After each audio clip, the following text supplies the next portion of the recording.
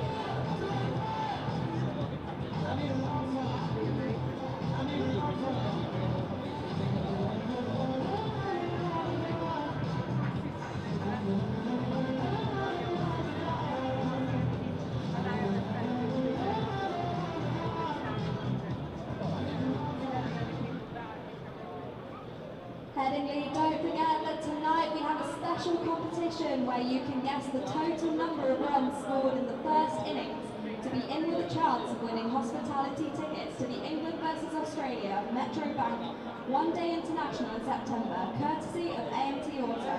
All you have to do is scan the QR code on the big screen right now to enter. The competition closes at the start of the game.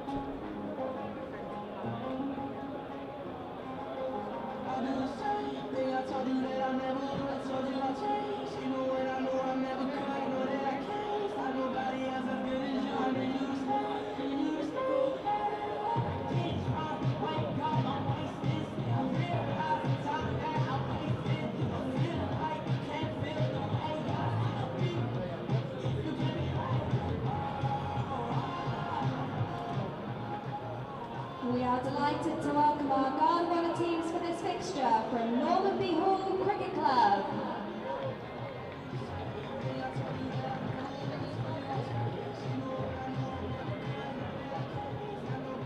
Headingley, we are just over 10 minutes away from blast off, but first there's something I need you to do.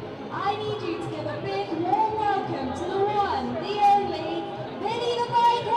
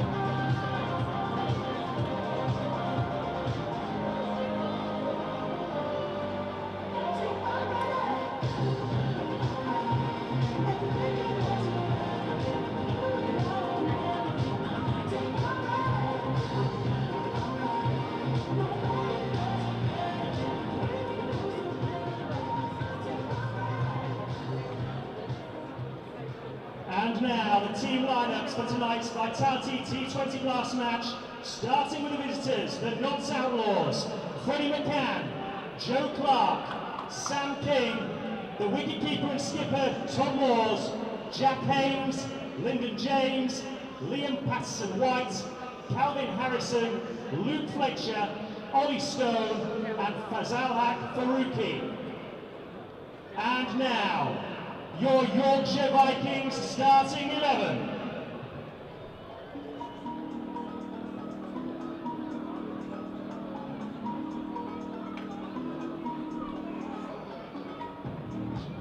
Starting with number 9, Adam Lye. 68, Will Luxton. Number 23, James Wharton. Number 2, Donovan Ferreira. Your skipper, number 94, Sean Masood. 44, Jordan Thompson. Number 18, George Hill. 47, Don Bex. And number 5, Jaffa Chauhan. And number 11, Dan Moriarty. Rounding off 26, Ben Cliff. We are now just moments away from the teams taking to the field. So Headingley, we have one question. Are you ready? Good evening. Well, hopefully the players out there might be a little more enthusiastic than the crowd tonight at Headingley. Jonathan Doidge with you for this one on BBC Radio Leeds, on the Sport website and app, and of course on the Yorkshire County Cricket Club stream. James Carr is alongside, and the two umpires, Peter Hartley and Richard Kettleborough, are making their way out to the middle along with the Yorkshire team, because they've won the toss and decided to bowl first. And that team, well, it's missing David Malan, which is clearly, after his 93 or 50 deliveries last week, and when you need to win a match to give yourself any chance of quarter-final qualification, a pretty hefty miss. Hopefully he is okay. He's got a side strain, we're told, and so Will Luxton comes in at the top of the order alongside Adam Lyth when they get their chance to bat. James Wharton, George Hill, Donovan Ferreira, Shan Masood, Jordan Thompson, Dominic Bess, Jaffa Chauhan, Ben Cliff and Dan Moriarty. So just that one change to the Yorkshire team that pulled off that really good win at Worcester last weekend. And for the Nottinghamshire Outlaws, bottom of the table coming into this, of course, Joe Clark, Freddie McCann, Jack Haynes, Sam King, Tom Moz keeps wicket, Liam Patterson-White, Lyndon James, Calvin Harrison, Luke Fletcher, Ollie Stone and Fazalhak Faruqi. So they've made their way out to the middle. green pants and gold top for the Outlaws players, and that predominantly Cambridge blue with a bit of Oxford blue and gold on for Yorkshire. Good evening, James Carr. Good evening, Jonathan. The stage is set, isn't it? Crowd starting to pile in after a gorgeous day here in LS6. Yeah, and it's a match, well, first and foremost, Yorkshire have got to win to give themselves any chance of going through. Then the permutations from there, well, another fairly straightforward one is that Birmingham need to beat Leicestershire. We'll try and keep our eye on that as well as on this, but it's never easy when you're doing T20 games and you're looking over more than one match, I can promise you. And then on top of that, if they get those two desired results, then it's about Durham and Derbyshire and net run rate. So we'll deal with that later on if we have to, but needless to say, Yorkshire would prefer Durham to win that match against Derbyshire to give them the best chance if they're able to win this and if Birmingham beat Leicester. Joe Clark and Freddie McCann, the first two out there, and James will take you through the first over. Yeah, Moriarty is in, left arm around the wicket, and it's just tickled into that vacant mid-wicket region. Boundary rider comes in and cuts that off, so the Notts Outlaws score is off and running. That brings McCann on strike. Moriarty's going to come over the wicket to the left-handed Freddie McCann. McCann just scratching around. Deep mid-wicket on the leg side for the left arm spinner of Moriarty, who's in. He full and straight on this one, tries to work it into the leg side, but there's no run. Donovan Ferreira doing the fielding there from behind the stumps. Just trying to look where the other boundary rider is. It's out at deep backward square leg. So a big gap on the leg side there for an easy single as Moriarty's in once again, and this time McCann prods forward and it goes to that backward point region. It's well cut off. Yeah, not a bad crowd in. They reckon, I think they were hoping for, well, they sold 3,000 tickets pre-match, usually a couple of thousand members in on top of that, and then hopefully some walk-ups tonight, and it looks like there has been. As Moriarty's in once again, and McCann just tickles this one wide of mid-on as he runs round and cuts that off. So another single to the Notts Outlaws total, 2 for none. Clark back on strike. Never easy when you got a fair few empty seats around, is it? You're a bit guessy on crowd figures, but you'd have thought 5,000, 4,000, 5,000, something like that. Yeah, something like that, as Moriarty's back round the wicket to the right-handed Clark, who wristily plays that to that deep mid-wicket boundary fielder in front of the east stand for another run. It's been a beautiful day, red hot day. It's a very nice sultry summer's evening. Change of tack this time from Moriarty. He's going to stay around the wicket, but to the left-handed McCann. In he comes. He's a bit straighter, and it's pushed straight at mid-on, and there's a run-out chance. Oohs and ahs from the crowd. Hands on head from Moriarty, but it's not a direct hit. Would have been a close one, Jonathan. It would, yeah. It would have been interesting had he managed to hit the stumps, but wasn't the case, and so, well, a quiet enough start, 4 without loss. Nottinghamshire have had some fiery starts against Yorkshire. I was down there at Trent Bridge, a rain-affected match probably about 3 years ago now, where they played 7 overs each, and from pretty much halfway through the first over you knew who was going to win, and it wasn't the Vikings. Ben Cliff is going to open the bowling from the Kirkstall lane end, number 26 on his back, the young man from Halifax who's been given a few opportunities in this form of the game. 3 overs, 1 for 42 at Worcester last week. He went through the middle a little bit there, but I've got to say, on a couple of occasions prior to that, bowled pretty good T20 sort of length, really. Certainly here in the match against Durham. What has he got to offer tonight? Right arm over the wicket. First delivery there to McCann, who's left-handed. He's dropped into the offside. There's no run. The sun gets a little bit more predominant away over the western terrace side of the ground, where the shadows are already lengthening from, and they're playing about as left as we've seen them in this T20 competition. They've tended to play centre or slightly to the right as we look at it from the Kirkstall lane end, so towards the western terrace side of the ground. But tonight they're playing with a short boundary to the east side. as Cliff comes in again. Short ball down the leg side. He's going to be wided by Peter Hartley, who's standing at this Kirkstall Lane end of the ground. You can get in touch, BBC West Yorkshire Sport at gmail.com or at Jonathan Doidge. Not in fact at Jonathan Doidge, he's at Sporting Lives 1 these days. And James, yours? At Jimmy Cricket 87 on the X platform. We'll try and get to those if we can, but as I say, plenty on tonight. And in comes Cliff again then. Ball short of length and turned into the leg side. And George Hill does a fielding at mid-wicket. They get a single. Dave Bracegirdle, who of course does BBC Radio Nottingham, is upstairs covering the match for that station with Kyle van Vollenhoven, and pretty much surrendered the match to Yorkshire in the press room earlier. Well, you win this tonight. And of course, you always, you know, when those sort of things are said, you're always a bit suspicious, aren't you, that the opposite might happen. Something might go wrong, but they've only managed to win 2 matches so far this season, which is most un-Nottinghamshire-like, because they are just about always one of the stronger teams in this group. And of course, have gone all the way on a couple of occasions already. It's something that Yorkshire can't claim to have done. Latest delivery, short of length, punched into the offside by Clark. Top of the bounce to Bess. There's some very notable absentees, isn't there, though, from that Nottinghamshire side that over the last decade that have been kind of the cornerstone of that side, hasn't there? So it's like changing the guard for the Outlaws, but a bit of pride to play for tonight.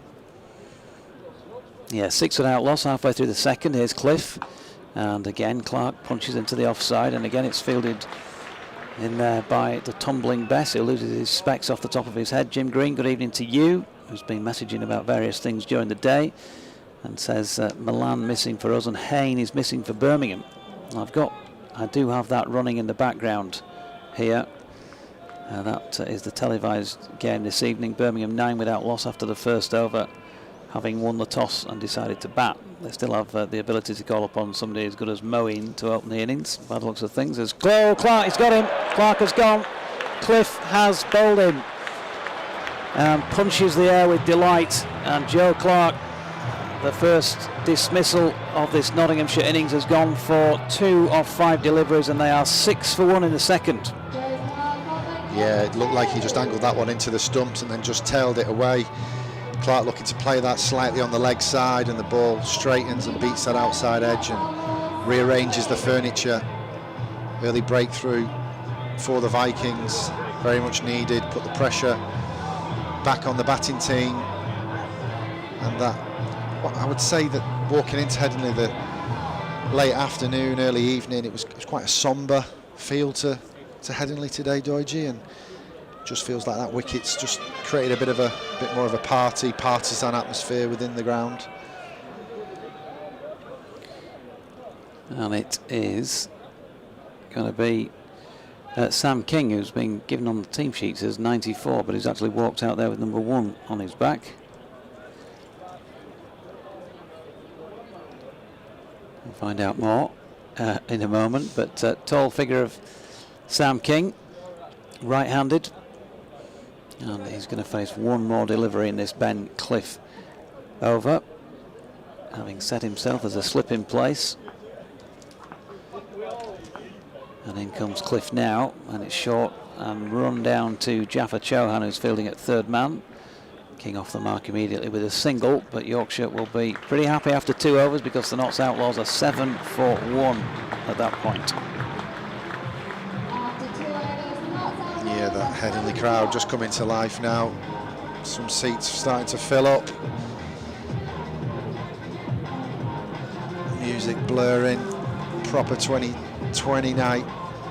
It's just, I don't know if it was because the students have gone home, perhaps, Doidge, just very chill, maybe nervous, a bit of nervous energy, a bit of a sombre atmosphere coming in, but Yorkshire have got a job to do here, and they certainly foot on the metal so far, as Moriarty's going to continue from the Howard stand end, left arm round the wicket, just angling that into the stumps of Sammy King, who tries to dab that away on the offside, and there's no run. Ball back in hand with Moriarty. Shuffles in now around the wicket, down the track from King. He's hit that straight as a die, and it's going to hit the boards for 4 runs. Yep, struck it well, and first boundary of the evening goes the way of King. A little bit of something for Moriarty to consider. Moriarty once again a bit straighter this time, and it's whipped round the corner. It's bisected square leg and short fine leg. Great piece of work down there as it's dragged back. Chauhan throws the ball in, and the batters will get back for 2. So Moriarty having a bit of tap now, different tact from King, who's come straight at the bowlers. Who was that down there working with Chauhan? Doige, you dragged that back. Can't see his number. Will Luxton, I think. Will Luxton, great piece of fielding there, working in pairs. Change now, long on's gone out and long off's come in as Moriarty's in. And mid off's going to field this. They've taken the single and they've scampered through. So that tactic hasn't quite worked for Moriarty, but he's got King off strike. Yeah, you're expecting him to bowl a little more full. Protection straight down the ground on the onside, as well as a man out of cow corner. So Freddie McCann, the left-hander on strike, tapping his bat now. Moriarty to stay around the wicket to the left-hander, and McCann comes straight down the wicket and almost plays the left-handed version of the shot that his colleague played earlier in the over, and it goes into that Howard stand for 4 more runs. Yeah, it didn't feel like he'd put as much pace on the ball as he often does, Dan Moriarty, and fed him really, didn't he? Yeah, that mid-off fielder for the left-hander is quite wide as well, so there's a big gap there straight if you can get there. He's shuffles slightly down the wicket again, and he's bunted that to extra cover, and there's no run. That concludes the 3rd over in this innings. A second from Moriarty. Notts are 18 for 1. Yep, so starting to get going at 1 a ball after 3 overs. They have lost that early wicket then of Joe Clark, bowled by Ben Cliff in his previous over. His first over from the Kirkstall Lane end, making just the 2 off 5 deliveries if you're just joining us more recently. Just checking in on that other vital match as far as Yorkshire are concerned. Birmingham off to a flyer against Leicester, which is good news in that respect. 28 without loss, and they're only into the 3rd over as Ben Cliff is in and bowling, and that is cut firmly, but very good piece of fielding there back at a point. James Wharton is the man. That's a superb effort by him, which has saved a certain 4, or it looked like it, because he struck it well. It was very nicely timed. Yeah, Moeen Ali on 14, Alex Davies on 12, and they're just 14 deliveries in there, Birmingham, 28 without loss. Yeah, great piece of fielding there at backward point. Such a pivotal role in limited overs cricket, especially with the 3rd man. He's quite wide, but he was never going to stop that one if it had got through. Here's Cliff again, and that's just open-faced and pushed into the offside for Best to field. They've got through for another 1 to Sam King.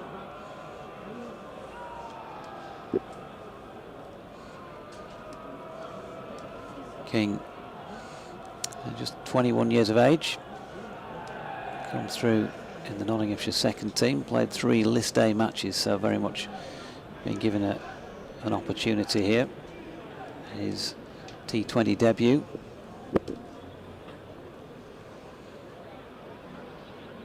Meanwhile, McCann on strike, and he's got that one away through the covers, and will pick up 4 runs. Don't even bother chasing that, was kind of the feel about things from Jordan Thompson as it went by. And he jogs and retrieves it from a spectator out there. So McCann on to 11, another local product, just 19 years of age himself. And also out there for the first time in first team colours in any competition here. So certainly inexperience among this pair as Cliff comes in, and McCann cloths that shot out towards mid-on. Adam Lyth does the fielding. They get a single out of it. Due to come in the fourth, 24 for 1. McCann on 12 and King on 9. Yeah, the Outlaws just up in the ante a little bit here. Yorkshire slightly disrupted from the left-hand, right-hand partnership. In comes Cliff, and that's punched into the offside then by King. Fielded there in the covers, and there is no run. Just one left in this over. Yorkshire would love to pick up another wicket if they could during the power play. It's an expectant sort of buzz around the ground. Sun's gone in for the moment. Some wispy cloud around, but largely clear evening, and certainly nothing untoward in the forecast. As Cliff comes in again, past Hartley, turned to mid-wicket where George Hill fields, but King will pick up another single to take his score into double figures. So 4 overs in, 25 for 1. At the end of the fourth over, the Notts Outlaws are 25 for 1. Notts just starting to find the boundary a little bit, put the pressure back on the Yorkshire bowlers after a relatively steady start. Jordan Thompson, as you can hear from the ground announcer, is the first bowling change from the Howard stand end.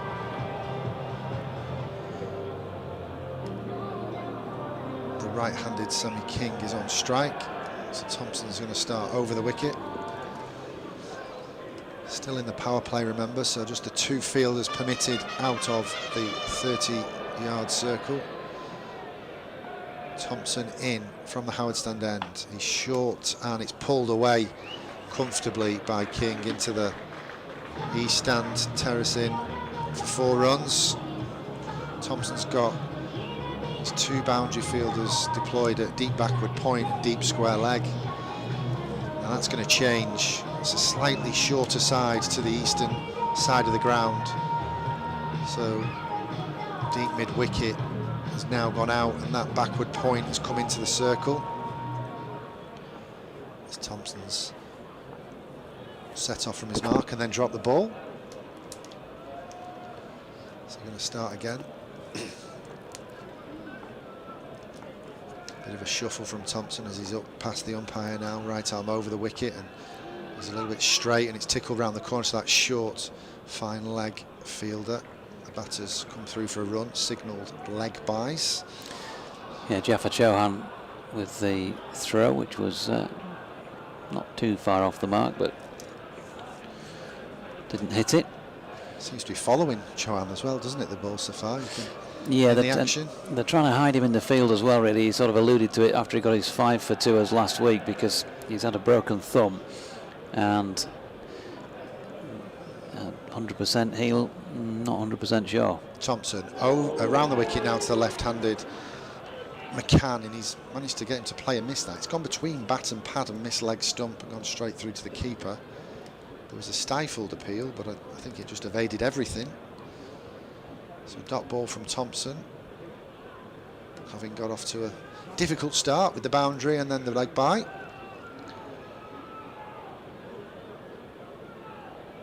King just having a chat with his colleague just to slow the pace of the game down.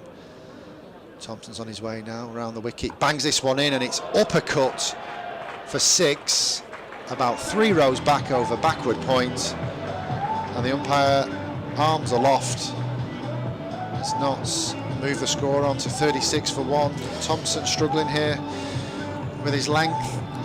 Yeah, not quite sure what he's trying to achieve with that, especially to that is the shortest boundary on the ground, no doubt, with the cut-off corner down towards the north-east stand. Yeah, I'll talk you through. I have worked out the distances. I'll talk you through after this ball as Thompson's in again around the wicket, and this time he's smashed over long on and it's gone into the stands again. It's another 6. Beautiful striking here from the Nottinghamshire left-hander. McCann moves on to 24, Notts on to 42 for 1. Yeah, well, we know that Jordan is not always consistent with what he delivers. That's one thing to say about this, but also I think there's a feeling that he's just better off bowling outside the power play as well, when he's got a little bit more cover, and we know that he's the Yorkshire's leading wicket taker, so he does do good stuff. He's in now and he's short and wide, and he's been slashed through backward point. 4 more runs. It's all happening here as that concludes the Jordan Thompson over. Notts on to 46 for 1. 2 4s, 2 6s in that over, 21 in total. Yeah, it'd be really interesting to know what information Yorkshire have got about these 2 players, because, you know, lots of things are data driven in this game these days, and as they are out there playing for the first time at first team level, unless some of the lads around have played with or against them, and that's entirely possible in other forms, you know, the levels of the game. But otherwise, there might be slightly unknown quantities, and if you're bowling without knowing specifically what their strengths and weaknesses are, then you might be taken by surprise, and maybe that's what's happening. I don't know, but it was, yeah, a bag of all sorts. I think it's fair to say that most recent over, and went for 20. Don Bess on at the Kirkstall lane, and that's been turned into the leg side this time. Was it given as a leg by or a run? Didn't notice. I think it was given as a run. I thought it was a leg by, personally. So that could come back to haunt them. That over of 20 fairly early in the piece. 47 for 1 now before the end of the power play. We'll see. Plenty of time to wrest back some control as that is punched out towards mid-off by McCann, and Masood with that right wrist as it bandaged up as it has been since he did that injury in a 4-day game down at Northampton. He might get underneath this one. Well, he will, but not in time to catch it, and it's over his head for 4, chipped over the top.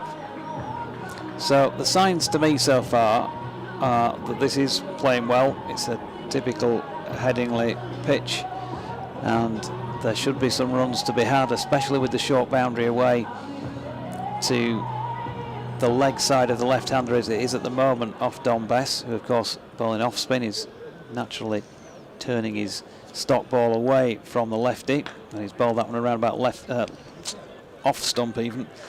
And it's been drilled to Shan Masood at mid-off, and they pick up 1. The thing that I've noticed so far about McCann, is they're both relatively unknown players, is he hits the ball, he plays it so late, but he hits the ball so hard. Yeah, King getting him 1 down the leg side here and missed timing a pull, but he's got some glove on it, I think. Yep, to short, fine leg. Moriarty feels they get another single. Scoreboard seems to have stuck at the moment on 50. No, it's moved on. 53 for 1 after 5.5. So, final ball of the power play. And he comes again, and gone Yorker length this time, and well, there you go, bowler Yorker. It's not easy to score runs off, and McCann had to dig it out. So end of the power play at 53 for 1 is, it's not a killer power play, but it's probably a little more than you'd want to feel comfortable with. Yeah, I think, as you say, the pitches are so good here at Headingley. Big shout out to Richard Robinson and his team for all the work they do. Headingley looks a picture again tonight, but it's such a good ground here from a white ball point of view, isn't it? You get value for runs with the outfield. The surface is so hard and true, and you want to kind of get 9s, 10s in that power play, don't you? And if you can keep your wickets in the 10, you can keep the foot on the throat and full throttle and try and get a score of 180 or even up as far as, you know, running at 10s and getting to 200. We've seen some pretty high scoring games here, haven't we, on a Friday evening over the last few years. We have. Meanwhile, down at Edgbaston, still in the 5th over there, Birmingham are 46 without loss. Moeen 27, Alex Davies 17. So they've made a good start of things in trying to beat Leicestershire. New bowler from the hard stand end, Jaffar Chawan, who's been back cut. He's been back cut through backward point. The deep backward points run round as well as the backward point working in pairs there. I think everything was okay on the rope, so they've ran through for 3 in the end. But innocuous how that got through in the first place, and then gone for 3. I think surprised everyone. So Freddie McCann back on strike. Right arm leg spin over the wicket from Chawan, and King's down the wicket, and he just strokes this one down the ground to long on for 1 run. Derbyshire Falcons, by the way, against Durham, that other match that is partly concerning Yorkshire tonight as well. Durham won the toss, decided to bowl first, and have got Derbyshire 58 for 3. But that's still in the power play. Chuan once again over the wicket, and King's down the ground, hits the ball to long off. It's wider long off. He's done a good work coming round there, but it's just the one run, and well received from the Headingley crowd. So Lewis Rees out for 6, Nyron Donald out for 11, and David Lloyd for 20. Madsen 16 not out. Brooke Guest yet to score. 60 for 3 after 5.4 there. Fourth ball from Chuan. He's gone a bit wider this time, and it's a chipped square drive that just bounces short of that cover point boundary fielder. McCann ticks along to 35, Notts onto 59 for 1. Brings the right-handed Sammy King on strike. Chuan not allowed to settle here with the right-hand left-hand partnership, but not conceded a boundary thus far. But he has bowled a wide this delivery, as signalled by the umpire.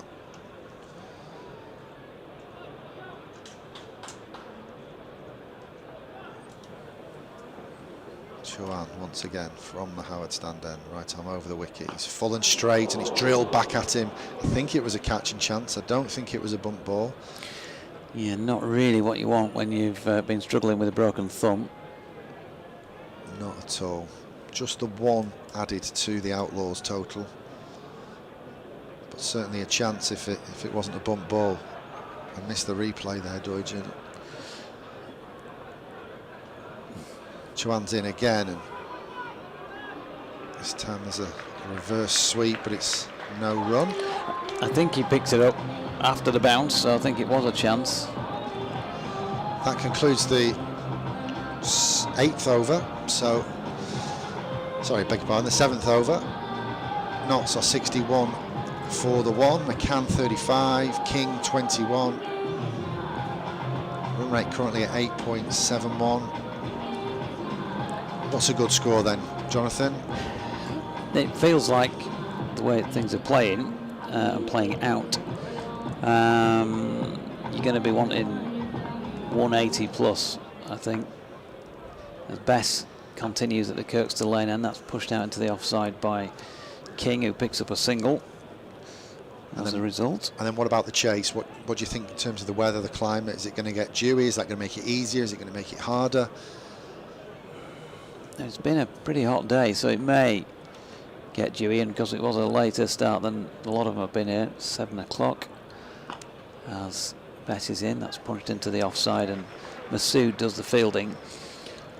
And I said, yeah, what 180 feels like on good pitches here. You're going to need usually at least that. Obviously, teams go north of 200, and if it's a good night for Nottinghamshire, they might do that.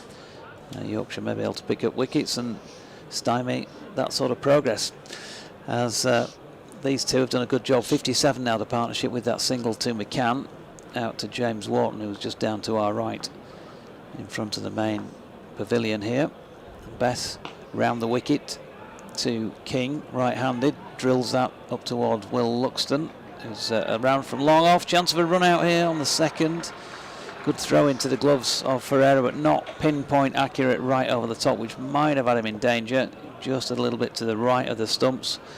And although to you and I that's a good throw, when margins are tight in a match like this. Yeah, it's good aggressive cricket from Notts though to come back for that second. Bess in again. That's punched back to him by King. And it's what Yorkshire need really at this moment in time, if they can't get wickets, just to stem that flow of runs. Bess in again, wide on the crease, hammered away with a fair bit of bottom hand about it by King, up towards George Hill, who's at long on, and another run. So that was a pretty tidy over from Bess, and they'd take another 12 of those before the end of this match. 66 for 1 after 8, so 5 runs coming from it. Bess 2 overs for 12 now. Quick check in elsewhere. Derbyshire have lost a 4th wicket. Madsen as well, big wicket, has gone, so they're 65 for 4 after 6.4. And in the televised match, ended a power play, Birmingham, well, they've piled them on. 69 without loss. Moeen 48 off 26. some player, isn't he, Moeen? Jaffa Chuan then to continue from the house stand, and he's dragged that down, and it's been almost forward pulled straight for 6. That was huge. Yep, Jaffa Chuan's had a couple of cracking matches. 5 for here, 4 for at Worcester. Far and away the leading wicket taker in the last couple of games, not during the season because he's missed a few, but yeah, he dragged that down. It was a poor delivery and he got the treatment. Yeah, great placement actually from King to get that so straight, like a forward horizontal slap. As Chuan's in once again. Oh, he's full toss this time. It's been whacked towards cow corner. It's got the distance as it goes into the old Taverners stand. 6 more. Not a great start here for this over from Jaffa Chuan. It's not. I'm not sure what the plans are clearly, but clearly these are not the plans. They're not bowling to them if they are, because you wouldn't want to be hammered out of the park your first 2 balls of the over like that. And again, maybe it's back to this possibly lack of, or partially lack of knowledge about the players involved in the opposition. Having said that, I think that would have been disappearing out of the park to most right-handers in the top half of most orders in county cricket. Yeah, and it's not a small hit out there, is it, to that east side of the ground, especially straight to where that went. I have worked out with the stripes on the ground, it is around 55, 56 metres to the eastern side of the ground, and it's about 66 to the western side. As Chuan's in, he's straight again, and King has gone in the same place. It wasn't a full toss this time, but it's still gone for 6. It's his 3rd 6 in this over. Yep, he's under pressure now, given that particular feat that our batter here, Sam King, might have in mind.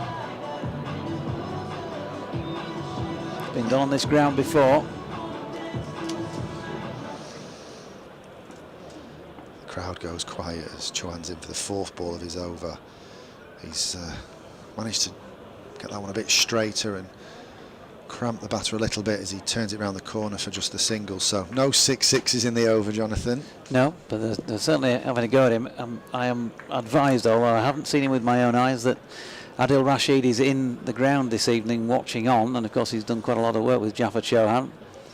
If he could stop the game and pop on with a bit of advice, Adil, that would be great.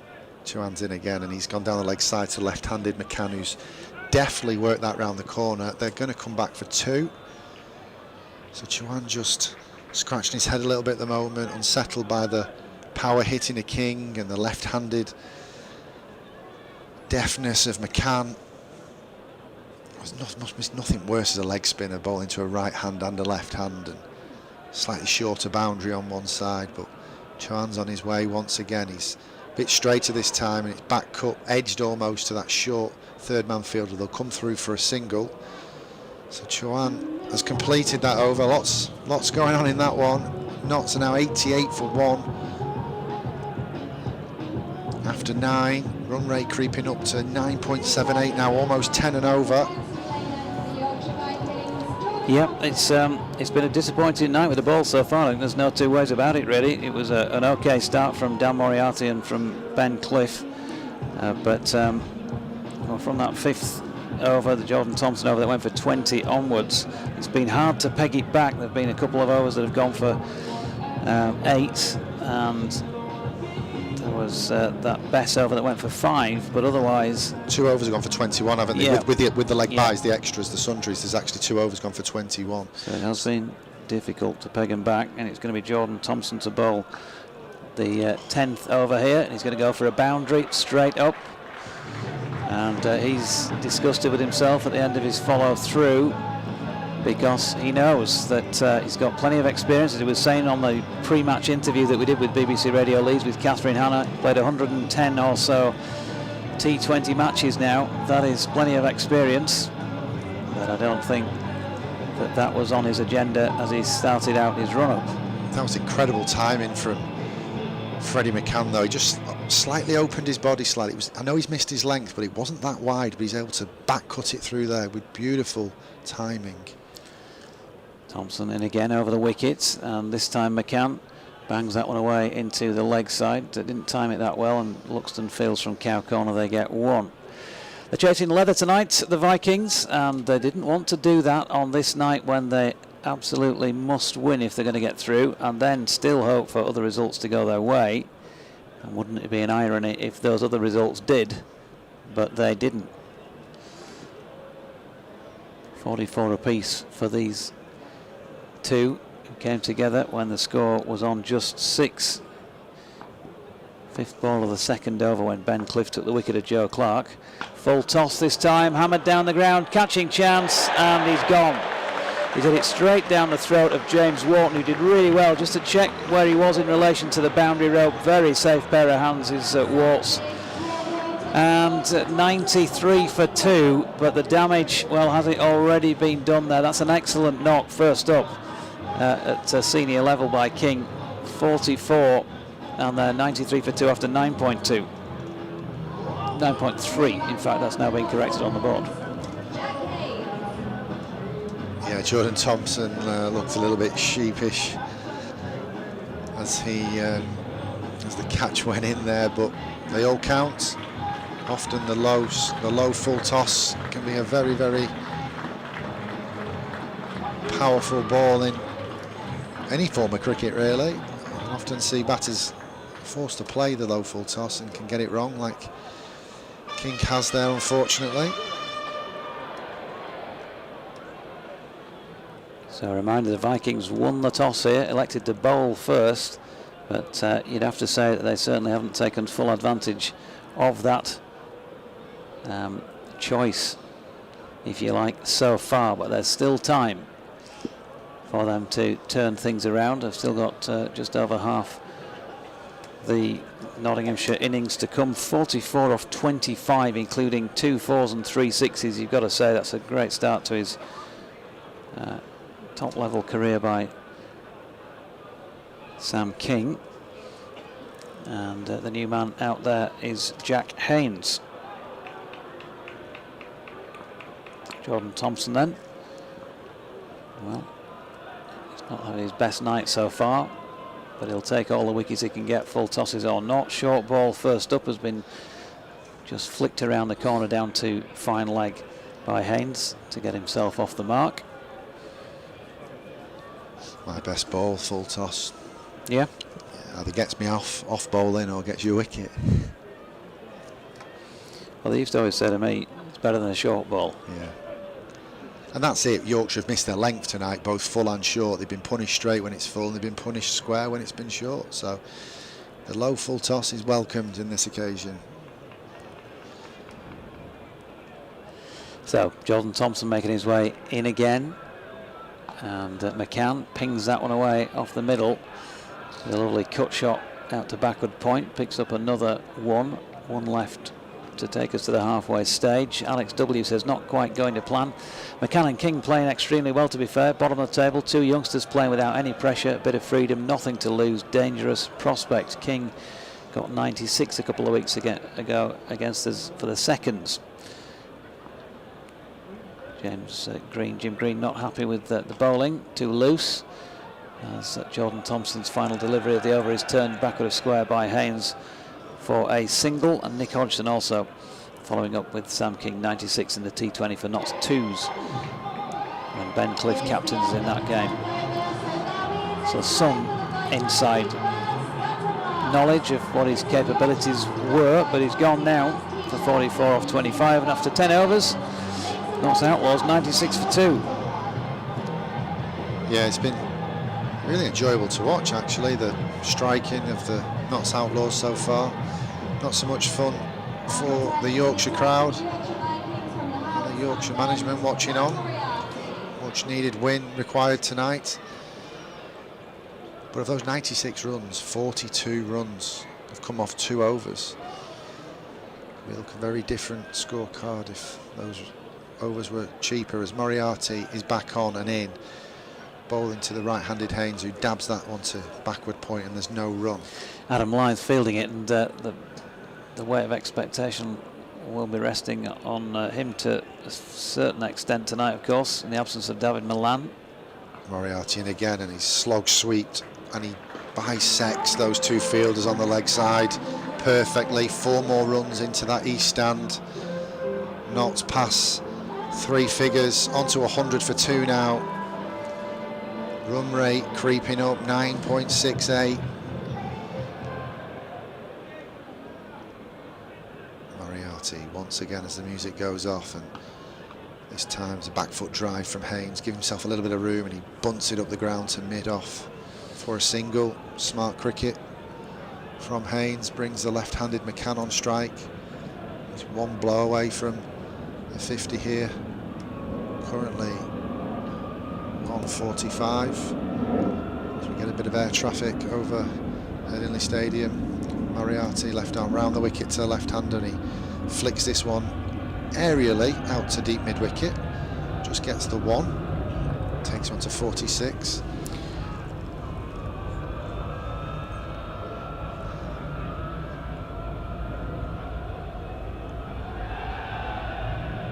Something going on in the crowd there. Cheers as Moriarty in once again, left arm round the wicket to the right-handed Haynes, and he's advanced down the track there. Good piece of fielding by Shan Masood at extra cover. Bounced just in front of him, a little bit airily again, but bounced in front of him and well stopped. Returns the ball to Moriarty, who likes to get through these overs quite quickly.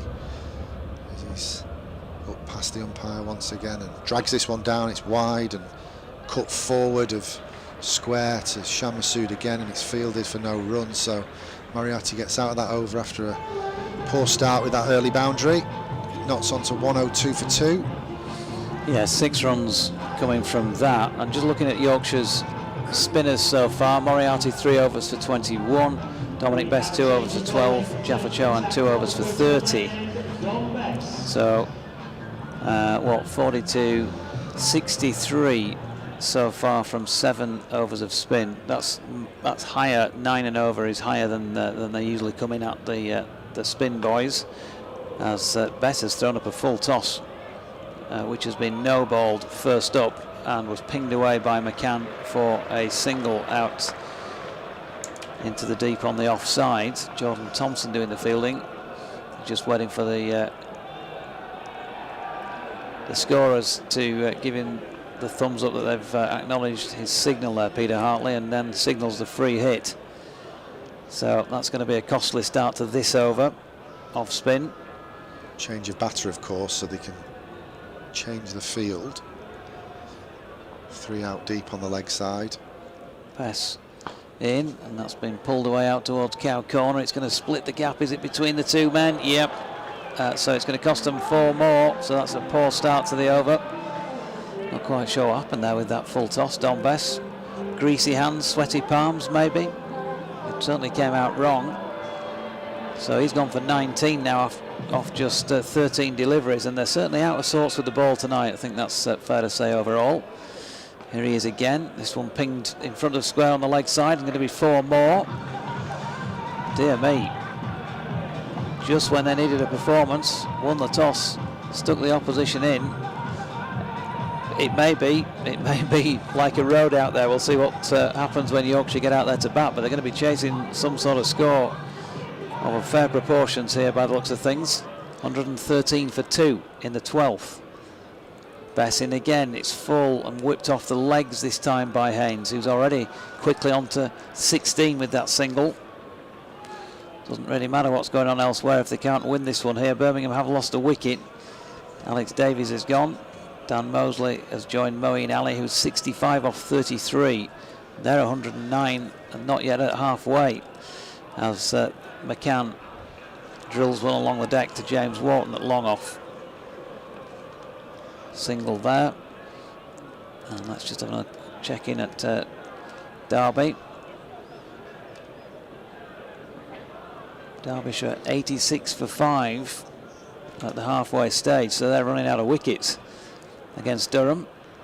But as I say, it matters not if Yorkshire don't win this. And another delivery, full, not quite sure if it was a full toss or just pitched short of him, but it's been swept away for 4 more. So another expensive over here. And as I say, they look out of sorts to me, but I haven't seen them have a go with the bat yet, but they're going to be chasing quite a lot and quite a few more possibly now. Yep, 6 more, because Don Bess has just been clouted down the ground by Haynes, and well, Yorkshire are in some trouble here because Nottinghamshire are 125 for 2 and they've still got 8 overs left. Yeah, I find that over really confusing from Don Bess. He was none for 12 off 2, I think, JD. He's gone for 23 in that over, but I just don't think it. Bowling right arm around the wicket to the right-hander, you know, ball very straight, likely to get hit on the leg side. I just don't think he had enough reinforcement on that leg side on the western side of the ground. Just the 3 boundary riders, a big pocket between deep mid-wicket and long on, and short fine leg in the circle. So if he went too straight and was swept like we saw at the end of that over, it beats the man. It's 4. So interesting tact from the England spinner. And we've got another spinner on now in Jaffa Chauhan, who's hit the ball. Couldn't get my words out then, but Freddie McCann has hit the ball straight down long off's throat. Probably the best delivery Chauhan's bowled. Actually looked a bit more relaxed and flighted up. McCann's come down and met it, and not quite timed it as well as some of the other balls, and very good low catch actually. It was Will Luxton, it was, coming in off the long off boundary, so 48 off 32, 5 4s and 2 6s for Freddie McCann. Yeah, a bit of an anti-climax if you're a Notts fan there for Freddie McCann. Looked really good, but he's made some serious damage into that Yorkshire bowling attack. And he's set the platform now for the new batters for Notts coming in. 7.5 overs left, 125 for 3 already on the board. So Yorkshire needs to be alert here, ready for the chances, because I can't imagine Notts are going to take the foot off the gas now, JD. No, Tom Moore's good player, of course, as well. He's a 3-figure score, certainly one that I can recall in my time doing the commentaries between these two sides.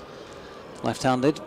Yeah, left-handed to keep disrupting these Yorkshire bowlers, as Chauhan's in looked like the wrong in that one. Slightly dragged down and pulled right in front of square down to long on actually for single. So Tom Moore's clock starts ticking. Brings Haynes back on strike. Off to a flyer, Haynes, 26 so far from just the 12 balls. 4 4s and 1 6. Striking it over 200 as Chauhan's in now, right arm over the wicket, and he's full and straight, and this one's just nurdled into that vacant mid-wicket region, and Chauhan has to field it off his own bowling. Red boots of Chauhan. You say you've got to hide him in the field because this hand injury, you can't miss him, can you, with those almost red football style boots on? Yeah.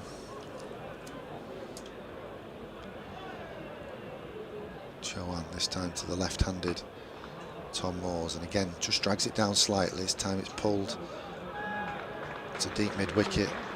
Good piece of fielding down there, and it deters the Notts batters from coming back for 2. I'm not saying it's warm in this commentary box, but I've just finished off a little bottle of water, which started off cold when I brought it in here, and it's just as if you turned off on the hot tap and it's sort of lukewarm. Chauhan in once again. He's straighter this time, and he's swept backward a square, beautifully timed by Haynes, and his 4 more runs crashing into that north eastern side of the ground. Flags aloft from the bearers there as that one crashes into the hoardings. Just struggled for rhythm so far, hasn't he, Chauhan? Yeah, strange after he bowled so well in the last couple of matches. Chauhan in once again, and he's dragged this one down, and this one's been pulled right in front of square. 1 bounce, 4 into that very end of that east stand. I thought for a second the fielder might have had a chance, and then just kicked on off the turf, and the chase was in vain. So that's another overdone. Yeah, I mean, I'm not saying it's easy for it's a short boundary over that side, and as we said, both sides have got a bat, so maybe Yorkshire can also exploit it, but just what's been delivered by the bowlers has had no consistency, and it feels like where's the plan on quite a lot of occasions here with what has been delivered. George Hill's now going to get a go from this Kirkstall Lane end of the ground. Bowled just a 1 or 2 overs, in fact, for 25 at Worcester on Sunday, and he's on for over number 14 then. But they might as well keep rotating it, having just used the 5 bowlers so far, and it's not really come off, has it, tonight? 136 for 3 as this first delivery from Hill to Moores sees him try and hammer that one away to our right, really, up towards the main Kirkstall Lane gates, but missed it. I think there's been very little margin for error, hasn't there? You know, as poor as some of the overs have been, they've been a foot short and they've been punished, or a foot full and they've been punished. So it bodes well for the Yorkshire chase with the class of Masood and Lythe in the lineups. Here's Hill again. It's punch square. That's a really good shot by Tom Moores. Just a short arm jab really through mid wicket, and George Hill just straying short of length has also been punished for that himself to the short boundary. Birmingham, by the way, 120 for 2 in the 12th. Chris Benjamin's out there on 2. He's joined Moeen Ali, who's going really well at 2 a ball. 72 off 36 for him. Second wicket to have fallen looks to have been Dan Mosley. Meanwhile, in comes Hill, and that is dragged really back to him in his follow through. Derbyshire Durham, let's have a look at that. Derbyshire 100 for 5 in the 12th over. That one taking place down at Derby. So that's what's going on elsewhere. But of course, Yorkshire need to win this first. Not saying they can't, but it's not going to be easy. 140 for 3, and this is hammered away. It's a great shot from Moores. George Hill just over pitching, and he's been smashed away between Shan Masood at mid-off and James Wharton, who's up inside the circle at extra cover, and that's 4 more. Went like a tracer bullet. And he's made a confident start here. Tom Moores, son of Peter, of course. 10 to him, 144 for 3. Peter Moores. So I listened to some audio yesterday where he was saying Jimmy Anderson shouldn't have been retired by England at test level. Full toss this time by Hill. It's been smashed square along the deck. Good piece of fielding as well by Jordan Thompson. That's not to be underestimated, because it would have bobbled over the wicket ends on the practice strips, and he did well not only to stop it but to get both hands securely around it and take it clean. 2 more on the total though, so this George Hill opening over so far has gone for 2 a ball, and there's the final ball of it now. And could this be a wicket? No, it's going to be 4. He's got it away in front of Jordan Thompson, away down on that extra cover boundary, and he couldn't get across for it. So 14 off the George Hill over, 150 up after precisely 14. Yeah, I was about to say that George Hill's bowled 2 lengths in that over, gone short and been punished. He's not quick enough to bang it in, and then he's gone too full and floaty. But also the full toss, he's almost bowled 3 lengths in that over, and he's been really punished by Tom Moores. Yeah, and they're starting to go into overdrive here, the Outlaws. They started pretty well as it was, but they got to 50 in 5.3. Took them till 10.1 to get to 100, and then it's taken them 3 overs and 5 balls to get that most recent 50 on the board. The run rate well over 10 now at 10.71. Moriarty and spin again from the Howard Stand end. Spin hasn't gone so well from that end with the short leg side boundary to the east side, as he cramps him up this time, Moriarty, as Haynes bunted up the ground for 1 run. You can always kind of tell when you look at the batters, when Yorkshire are fielding first. Just have a look at the Adam Lythes and the David Millans of this world, particularly Adam Lythe. He's much more one for sort of displaying his body language, and he's had the double teapot for a little while now, so that tells you that he doesn't think this pitch is as good as maybe the scoreboard makes out, perhaps, or that his team are not bowling as well as they should be. Moriarty straight at this time. It's just paddled by Moores round the corner to Adam Lythe at that short fine leg region. The batter's come through for another single. Haynes on to 36 now, Moores 17. Both off to flyers, both striking at over 200. Field change now, deep extra cover goes out for the right-handed Haynes. Long off out, long on, deep square leg. But Haynes isn't bothered about that, and he just goes straight down the ground into the lower Howard stand end. Moriarty too full once again. Yep, poor delivery. Those who can see it, it's just got the front leg out of the way, in the slot, and bang. Simple as that. It's incredible striking though as well, isn't it? You know where the fielders are, you know it's a big hit, and to have the courage to go through with it is incredible batting. Haynes on strike again to Moriarty, and he has absolutely nailed that. Over wide, long on for 6 more. There's a big cheer in the crowd, maybe it was held on to, but no Yorkshire fielder was stopping that. Well over the boundary ropes. 6 more to the Notts total, 164 for 3. Yeah, this is going to be a huge score the way things are going, and nowhere near stemming the flow of runs here. Moriarty once again to the right-handed Haynes, and this time he tries the reverse paddle, gets that one a little bit wrong, misses it, stopped by the keeper, dot ball. He's had a pretty consistent series of matches, Dan Moriarty, but 4 overs for 39 on Sunday was probably about as loose as he's been, and this is going to go for more probably. We'll see as he drags this one down, and it's flayed over extra cover fielder. They'll come back for 2 as it's cut off by Jordan Thompson. Yeah, 4 overs for 37 he'll finish, so not quite as many as last Sunday, but definitely nowhere near the best of Dan Moriarty tonight. 15 overs in, 166 for 3, another 16 off that over. And there's been some very hefty overs so far. They tried to chase down over 200 here against the Birmingham Bears. 214 for 7 the Bears made that night. 5th of July, and came up 4 runs short. And Jack Haynes, 21 minutes, 20 balls for his 50, 3 sixes and 6 fours. Is an outstanding effort from him. And so, having given George Hill an over, Yorkshire are going back to Seam, but not through him. Now Ben Cliff gets another go. But whoever Shan Massoud is turning to tonight, one way or another, all of them are leaking runs in some way, shape or form, with the exception of Ben Cliff's early 2 overs. He went at just 5 and over off those first 2 and picked up a wicket. And here he is from the Kirkstall Lane end. Wide, Yorker first up, well executed and missed by the swinging Tom Moores. You mentioned earlier, does the score reflect the pitch? I think it does. Has the bowling been that bad? Have they just missed their area slightly and it gets punished? The outfield's so good. You've seen a bit more cricket live here, Jonathan, I guess. Yeah, the outfield's not really come into it a lot, has it? Because a lot of them have been clouted clear true. of it.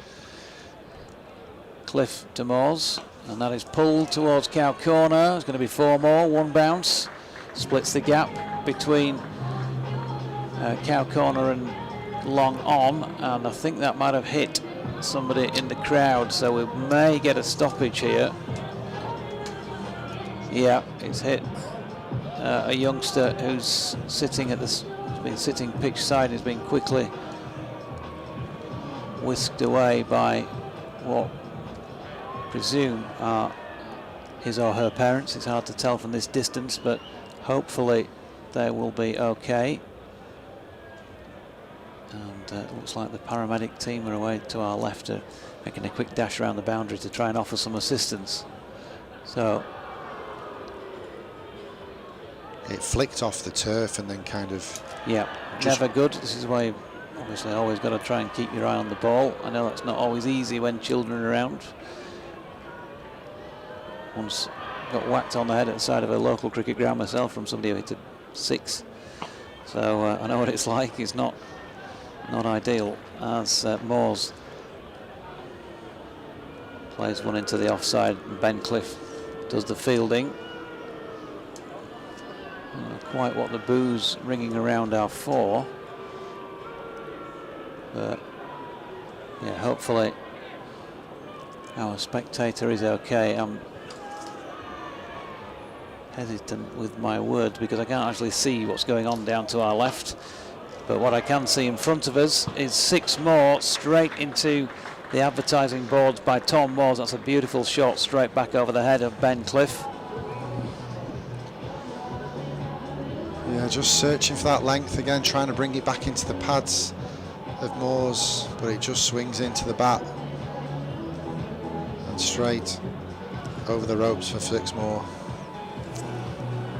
Looking dejected now, Yorkshire. Yeah, they are.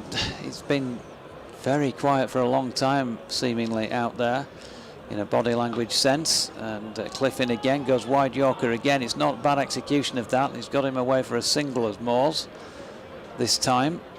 Down the ground. Sent his straight men out, as you'd expect. So Moores already on to 28. The partnership already worth 52. Came together in the 13th over. We're only in the 16th. That is the rate at which Nottinghamshire have been scoring. They came together after 12.1, so 3 overs and 4 balls. They put on 52. And they still have 4 overs and 1 ball remaining and are on 177 for 3. When I said 180 earlier, well, I think they might get that in this shot possibly, or maybe not. No, because James Wharton's going to take a catch.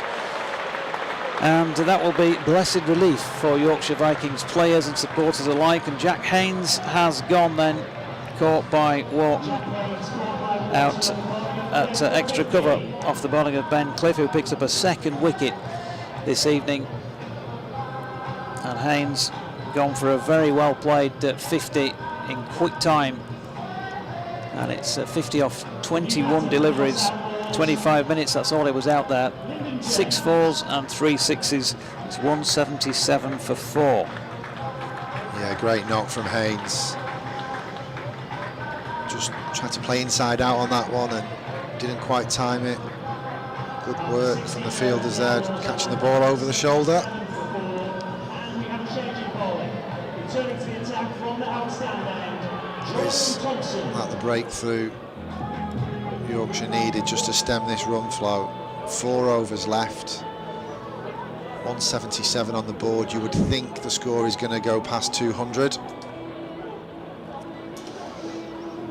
Jordan Thompson back on from the Howard stand end. This tactic didn't work last time. To the left-handed McCann, we've got the left-handed Moores on strike. McCann carved the ball away towards that short east stand boundary on several occasions, but this time it's Thompson bowling to Moores, and he's a bit straighter this time, and it's worked into the leg side. Long on, has to run round, can't stop the batters coming back for 2. Thompson, like he was huffing and puffing there as he picked the ball up as his feet to walk back to his mark.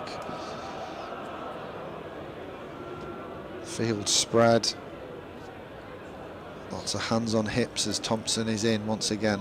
Right arm round the wicket to the left-handed Moores, who has clothed that to long to mid-off. For a second I didn't think it was going to carry. I don't think anybody thought it was going to carry. But Moores has to depart, and the Jordan Thompson change has worked. Nottingham are now 179 for 5. Yep, so, well, there's a rarity. The lowest partnership of the night so far. Just a 2 from that pair. 30 off 16 for Tom Moores. A 6 and 4 fours. That was another brutal assault on the Yorkshire bowling, scoring at a strike rate of 137. And so they do now have 2 new batters in the closing few overs, which, well, looking for any sort of positives on the night, and that does mean that 2 players have got to go out there and start, but starting hasn't seemed to be a problem, has it? Looking at the scorecard so far: 30 off 16, 50 off 21, 44 off 25, 48 off 32. Thompson in again to the left-handed Patterson White, short and pulled down to wide, long on once again for a run. Notts on to 180 now for 5. Halfway through this Jordan Thompson over. Yorkshire men in sky blue running around now, just adjusting the field for the right-handed James.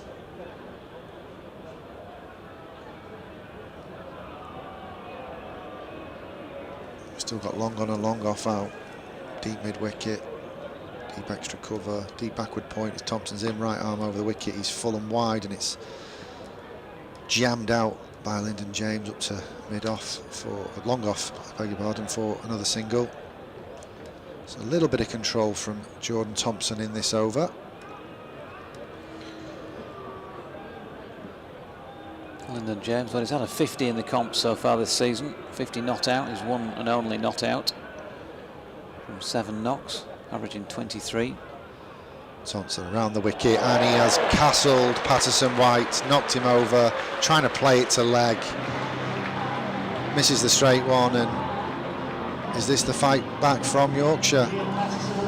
Well, they can turn it around. It's still obviously clearly in their hands to be able to do so. Patterson White just the 1 off 2, and wickets are beginning to tumble. 181 for 6 though is a fair old start before you start picking them up, isn't it? And it's going to be Calvin Harrison going in, number 31 on his back, but batting in the number 8 position for the Outlaws.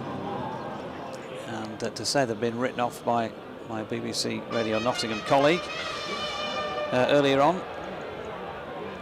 Well, they've done pretty well. I was suggesting fairly early when you asked me 180, north of 180 they'd want. Well, they've got that already, and they've still got 3 overs remaining. But I didn't hold out much hope last week with 2 overs remaining in the Worcestershire innings, and then the Yorkies managed to knock them off. But they don't have David Milan tonight. They did indeed, as Thompson's into the new batter, Harrison, right arm over the wicket, and it's pushed back at Thompson, and he fields off his own bowling. So that concludes that Jordan Thompson over. Notts are 181 for 6, 3 overs remain. 2 more new batters at the crease now for the Outlaws. Lyndon James 1 from 1 so far. Harrison none from 1. I think the big thing for Yorkshire now is that they take as much momentum into that batting innings, the more wickets they take with them. If they feel they've pegged Nottinghamshire back, they can take some momentum and confidence into the run chase.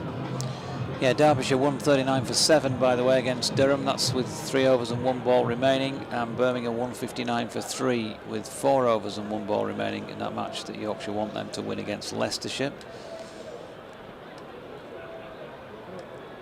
181 for 6, and it's going to be Bess from this Kirkstall Lane end. First ball is turned out into the leg side for a single by Lyndon James. One thing that wickets so often do is to slow the scoring rate down. 2 wickets and just 4 runs off Jordan Thompson in that over, so that's gone a long way to atoning for that over during the power play earlier, as that latest delivery is turned backward of square by Calvin Harrison, who also picks up a single.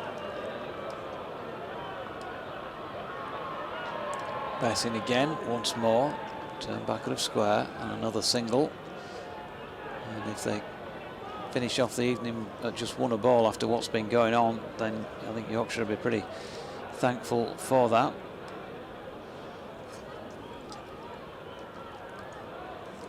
There's another one. He's in the same place. So Don Bess certainly bowling to some sort of a plan here by the looks of things into his field, and happy to be milked for the ones. 185 for 6, 2 left in the over. It's Bess's last one. Full toss this time, but it's gone exactly the same way. And at the moment, it's a 4-man game. Bowler, fielder, and the respective batters when they turn over the strike. It's Will Luxton out there in the deep, and in comes Bess again, and I think he might have, has he? No, I thought he might have bowled him for a moment, but he hasn't. He snuck one through though. It was a dot off the final ball of the over, so better than a single, and he finishes though with 4 overs for 40, which again is probably one of his most expensive if not the most expensive spell of the campaign so far, and that is just a reflection of where Yorkshire have been so far tonight. But I think, as we've both said, it looks a good pitch. It is a short boundary away to the east side in particular, and well, we'll see how they fare when they get their opportunity. First of all, though, they have 2 more overs to see through for as little as they can get away with here. 186.46. 2 to come then. Jordan Thompson is going to continue, finish the bowling from the Howard stand end. James on strike. Thompson on his way past the umpire. Right arm over the wicket. He's full and it's jammed out from James. Bit of bottom hand coming through there. It's gone up the ground for 1 run to long on. Just looking at how they've gone this year, these 2 batters. Harrison strikes at 80. James a touch over 100. So it suggests they're not going to take Yorkshire apart here. If they're going to have to eclipse anything they've done so far this campaign, and they've not had the greatest campaign collectively, have they? So positive signs for Yorkshire at the back end of this innings as Thompson aborts this delivery almost in his delivery stride, wasn't it? Yeah, well, Harrison crab-like back he was on a curtain rail, wasn't he, across the crease there, dancing around, and Jordan Thompson was having none of it. I'm not going to bowl it if you're going to do that.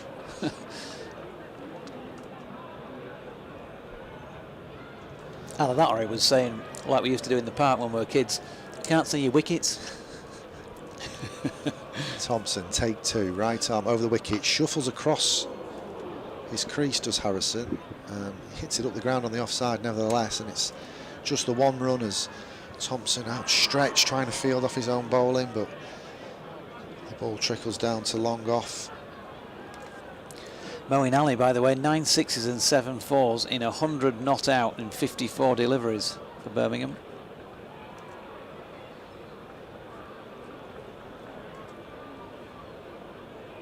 So no Sam Hain tonight, but, well, who needs Sam?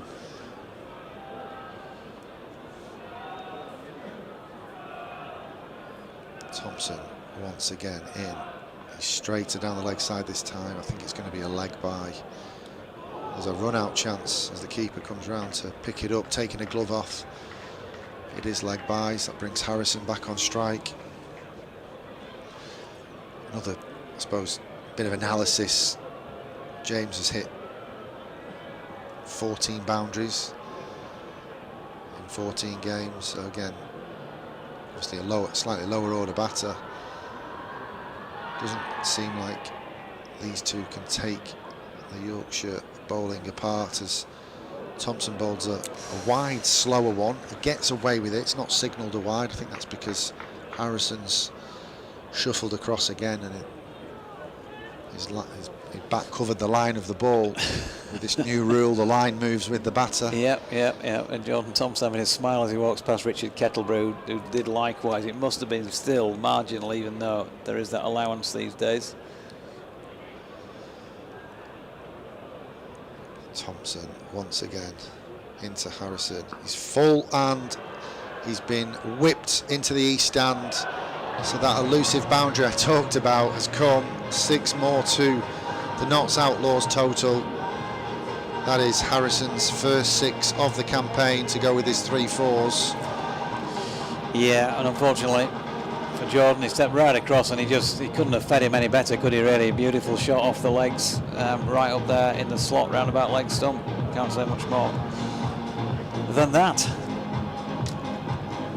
So what's Jordan Thompson got here to get himself out of this spell and out to this over?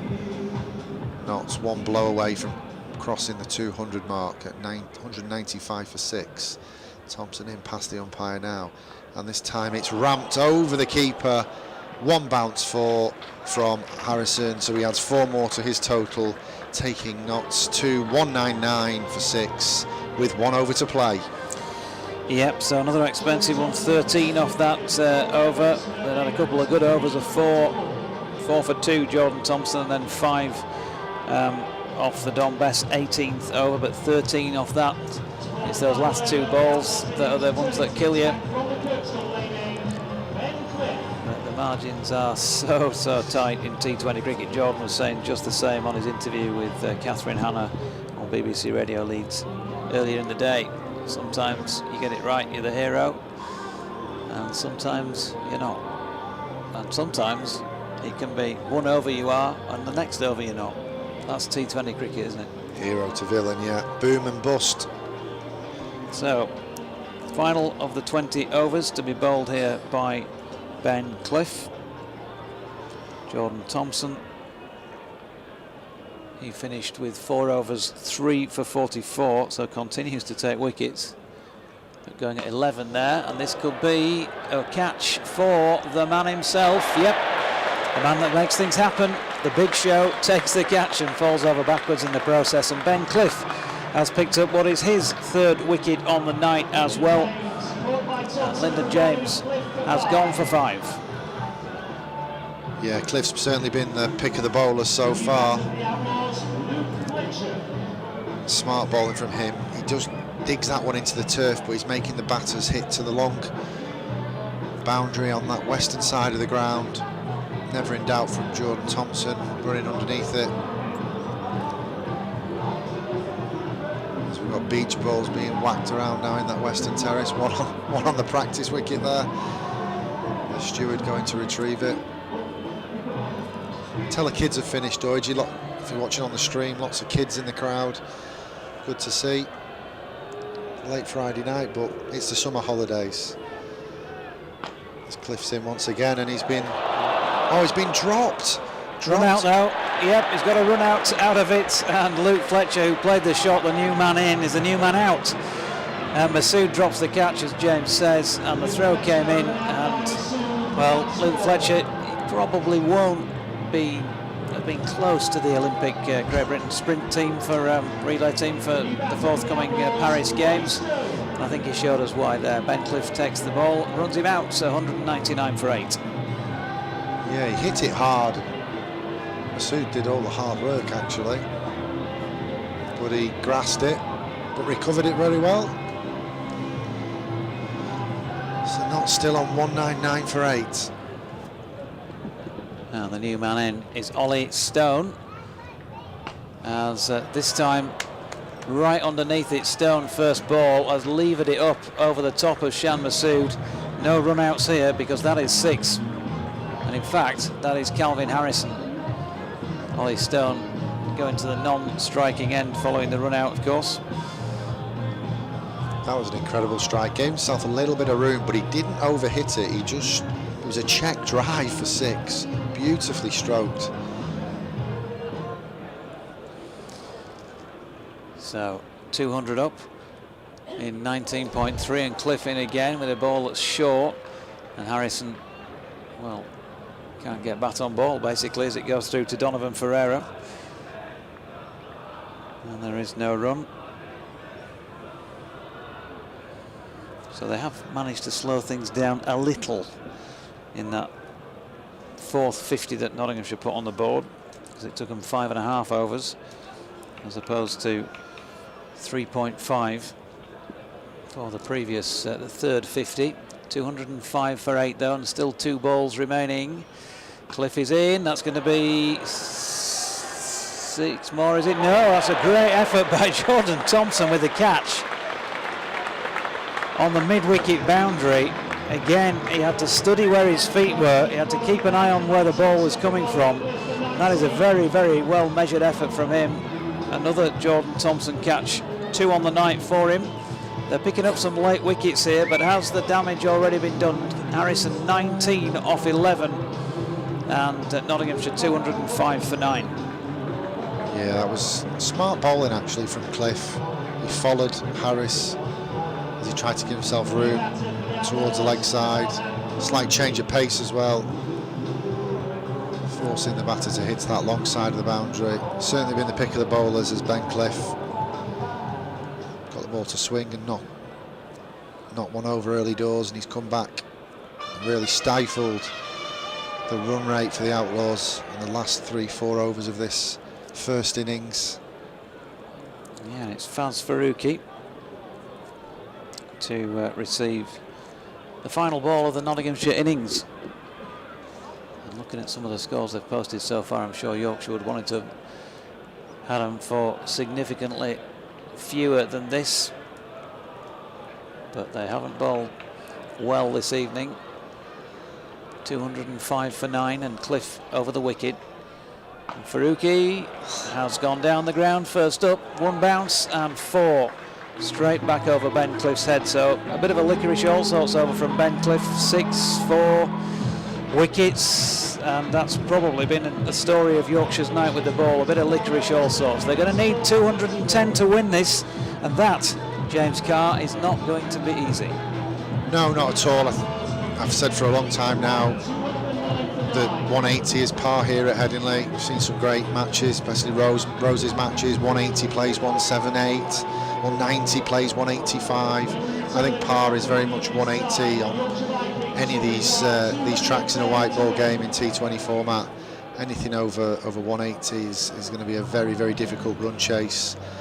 And if Yorkshire are to win this game, their engine room's going to have to do the heavy lifting. You look back at the Nottinghamshire innings, 4 of the top 5 have got scores and they've struck at a serious strike rate. McCann 48, striking at 150. King 44, striking at 176.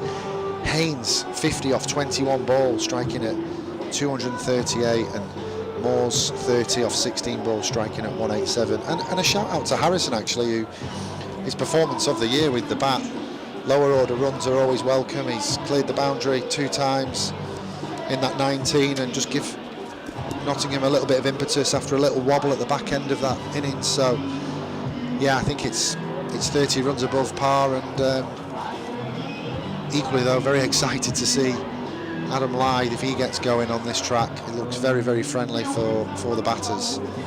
So we'll see. Yep, not a lot in it if you've got ball in hand. So can Yorkshire test Nottinghamshire? Can they come home in front and then see if the other results go their way? They need 210 to win. The Yorkshire bowling figures there. Moriarty 4 overs for 37. Ben Cliff 4 overs, 4 for 35. Well, you've got to give him credit for that, picking up 4 wickets. Although he'll have probably better nights in terms of his economy rate, you wouldn't want to be too harsh on somebody who's taken 4 wickets, certainly such an early time in his career as well. So well done to him. Jordan Thompson 3 for 44 off 4. Don Best 4 overs for 40. Jaffa Chauhan 3 overs, 1 for 41, and George Hill 1 over for 14. 209 for 9, 210 to win. Back when the players go out for the second innings. We'll take a break.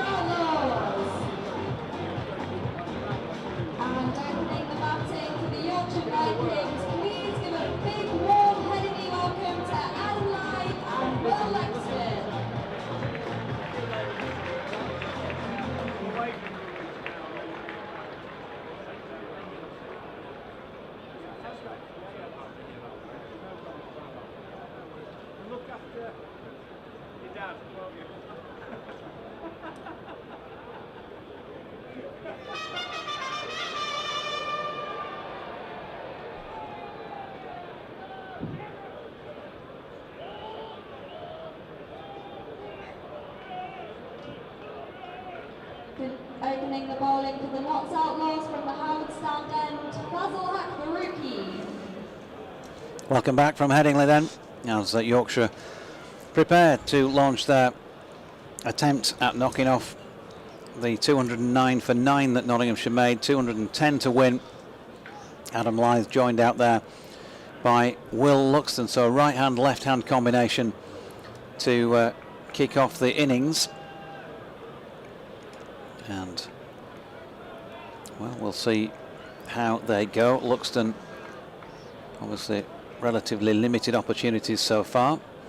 Faruqi to open and James to open for us. Faruqi left arm over the wicket, little gentle shape away to the left-handed Adam Lyth, who runs that down to third man for a run, and Yorkshire are on their way. Yeah, Will Luxton 4 T20 matches previously for Yorkshire and has scored just the 44 runs, highest of 33. But talented young player, 21 years of age. He's going to be facing his first ball of the evening. As the skies start to darken, the floodlights are certainly taking effect now as we start the second half. And just update you on the situation elsewhere in a mo.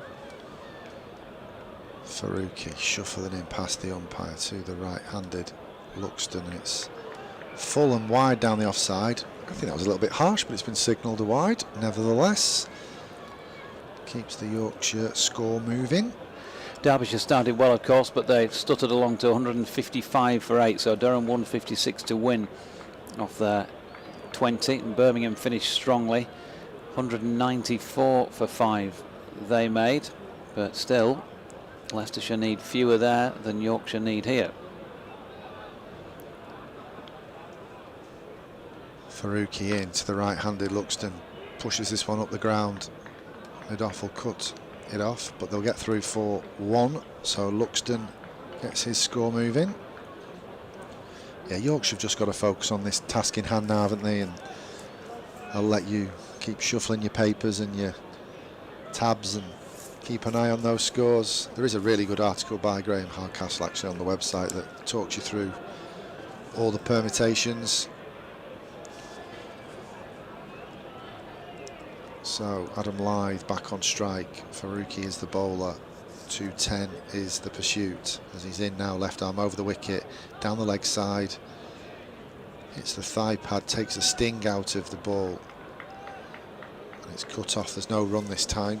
3 for none, 3 gone, 3 balls that is. We've had 1 wide so far, 3 legitimate balls. Floodlights starting to take full effect now here in LS6. A few clouds actually coming in. I know we're due a lot of weather overnight and into the weekend, but clear as a bell at the moment, and Faruqi offers some width and Lyth times the pants off it, but he can't get it through, so it's another dot. Yeah, he played a most un-Adam Lyth knock at the weekend. I think it's probably the stickiest he's looked out there in the middle when he's been there for any length of time in this T20 comp this year. 29 balls for 22. If Adam Lyth bats for 29 balls, he usually has significantly more than 22, doesn't he? And just one of those days, David Milan referred to it on his post-match interview. He's just saying, you know, he had one of those days where he couldn't time it, and he was going all right at the other end. So if one of you is, things seem okay. Faruqi in, looks like he's cut on that ball, bit of a slower one, bit of a appeal, stifled, hits Lyth on the pad, it goes into the leg side, leg by signalled, 4 for none. Just watching a replay of that, I think it was it was like a slower ball in swinger. Yeah. Bit of a risk in the power play because you've only got the 2 boundary riders allowed outside the circle, which for the right-handed Luxton are a deep backward point and a deep backward square leg. You saw if you missed your length on this pitch, it went to the boundary square very quickly as Faruqi is in over the wicket, and this one's driven, lofted over extra cover. He's not got all of it, and the Yorkshire batters are going to have to run these. Are they going to come back for 3? Quite comfortably they are. So that concludes the first over for Yorkshire, 7 without loss. Yeah, Will Luxton, of course, with a ton in that match against the West Indies Tourists, their warm-up game, if you like, for the Test series a couple of weeks ago in the Counties Select 11 or that type of team, if that's not the specific term. Unfortunately, for some strange reason, even though there were all first-class players playing in the match, it wasn't counted as a first-class 100, which is unfortunate. Didn't get to see much of it, I've got to say, but Harry Duke told me it was a brilliant knock. He was there and playing in the same match. Ollie Stone to open the bowling then from this Kirkstall Lane end. Over number 2. 7 on the board after that first over, and Stone, we know he's got pace, right arm over the wicket, but he's also got pace that can be used to advantage of batters, and Will Luxton just runs that down between short third man and the keeper. Nicely played, deliberate shot, and he's on to 8. That 33 he scored was in his one and only appearance in this competition this season. Adam Lyth batting for the 12th time here. He's scored 295 now, with the highest of 84, and averaging just shy of 30 is Lyth. Here's Stone again, Luxton across the line, he's gonna beat the field. Again, he's not fully timed that. He didn't absolutely race away, but it went quick enough to get to the boundary before the square cover, the square leg fielder covering out there could get round to it. So boundaries off successive deliveries for Stone. Luxton getting into it, 12, and Yorkshire 15 without loss after just 8 deliveries. Long way to go. Stone comes in past Hartley, leg stumpish, and he's gone. Luxton has just lofted that straight to mid-on, and that is the end of him. And as I was saying just before it, there's a long way to go, and they are already 1 down. Yeah, intent from Will Luxton, and then he kind of checked his shot, half a shot, and he just hits it straight down mid-on's throat. Very catchable, friendly height. He'll be frustrated with that. I think Luxton made his debut, did he not? At Notts this time last year, we covered that game. I think that was his first T20 game. He looked really impressive there for the short stay, but he's got to go. He looks a bit frustrated. Yeah, Liam Patterson-White it was who took the catch at mid-on. So Stone, well, he gets reward for his persistence, as it were, successive boundaries, but then picks up the wicket of Luxton for 12. And he'd faced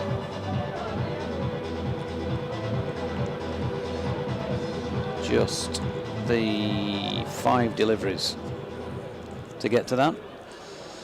So the right-handed James Wharton on strike. Yorkshire already 1 down and still needing a further 195 to win. Stone in, Wharton high front elbow, punches it to the Bulwell bomber Luke Fletcher at mid-on, who sets off to run in, not quite sure why, but then hands the ball to Ollie Stone. So loads of work to do here. Leicestershire have got 8 on the board after the first 3 deliveries of their response to that Birmingham total. And here at Headingley, Stone bowls to Wharton, who turns it into the leg side, and again there's no run. Got an interesting view in the comm box this evening, because we do have some blinds in here that are great when you want to keep the sun out of your eyes, but fortunately one of them decided it wasn't a good idea to work earlier in the day. That's normally where James would sit to watch the match, so he's got a slightly restricted view. And away to my right, the western terrace is half covered as well, as Wharton gets the ball short of length, runs it back at a point, and they pick up 1 run to complete that second over at 16 for the loss of that 1 wicket. After 2 overs, the Yorkshire Vikings are 16 for 1. Early jousting suggesting very similar to the Nottinghamshire batting innings. You miss your length and the ball can be worked away very easily. wicket's going to be key for Nottinghamshire. If they can make inroads, they'll create that pressure. Strike rates from the Yorkshire batting perspective.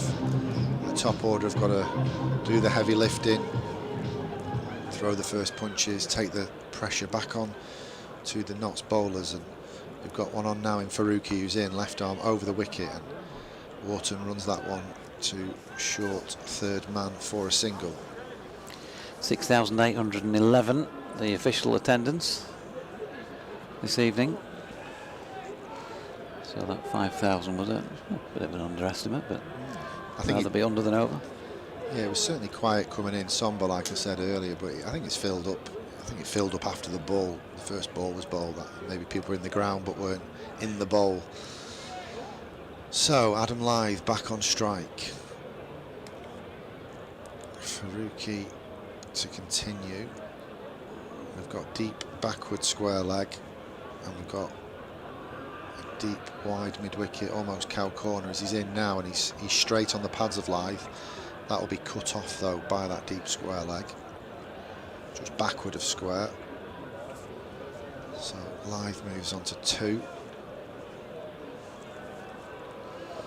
Durham 17 without loss in the third over against Derbyshire. Remember, they need to set out needing 156 to win, and Leicestershire got 10 off the first over in their chase, needing 195 at the outset to beat Birmingham. Faruqi to the right-handed Wharton, and he bangs that one in. It's played a little bit awkwardly. Hand comes off the bat from Wharton. It goes into the leg side, slightly aerial for a moment. Pair come through for another single. Looks like Faruqi's got some variations on what he does when the ball comes out there. He's took the ball away from the left-hander. He's then took one into Lyth, and that one he's just managed to hold in the turf to Wharton. What's he got in this one? Faruqi in. Bangs it into Adam Lyth, and he lets that one go.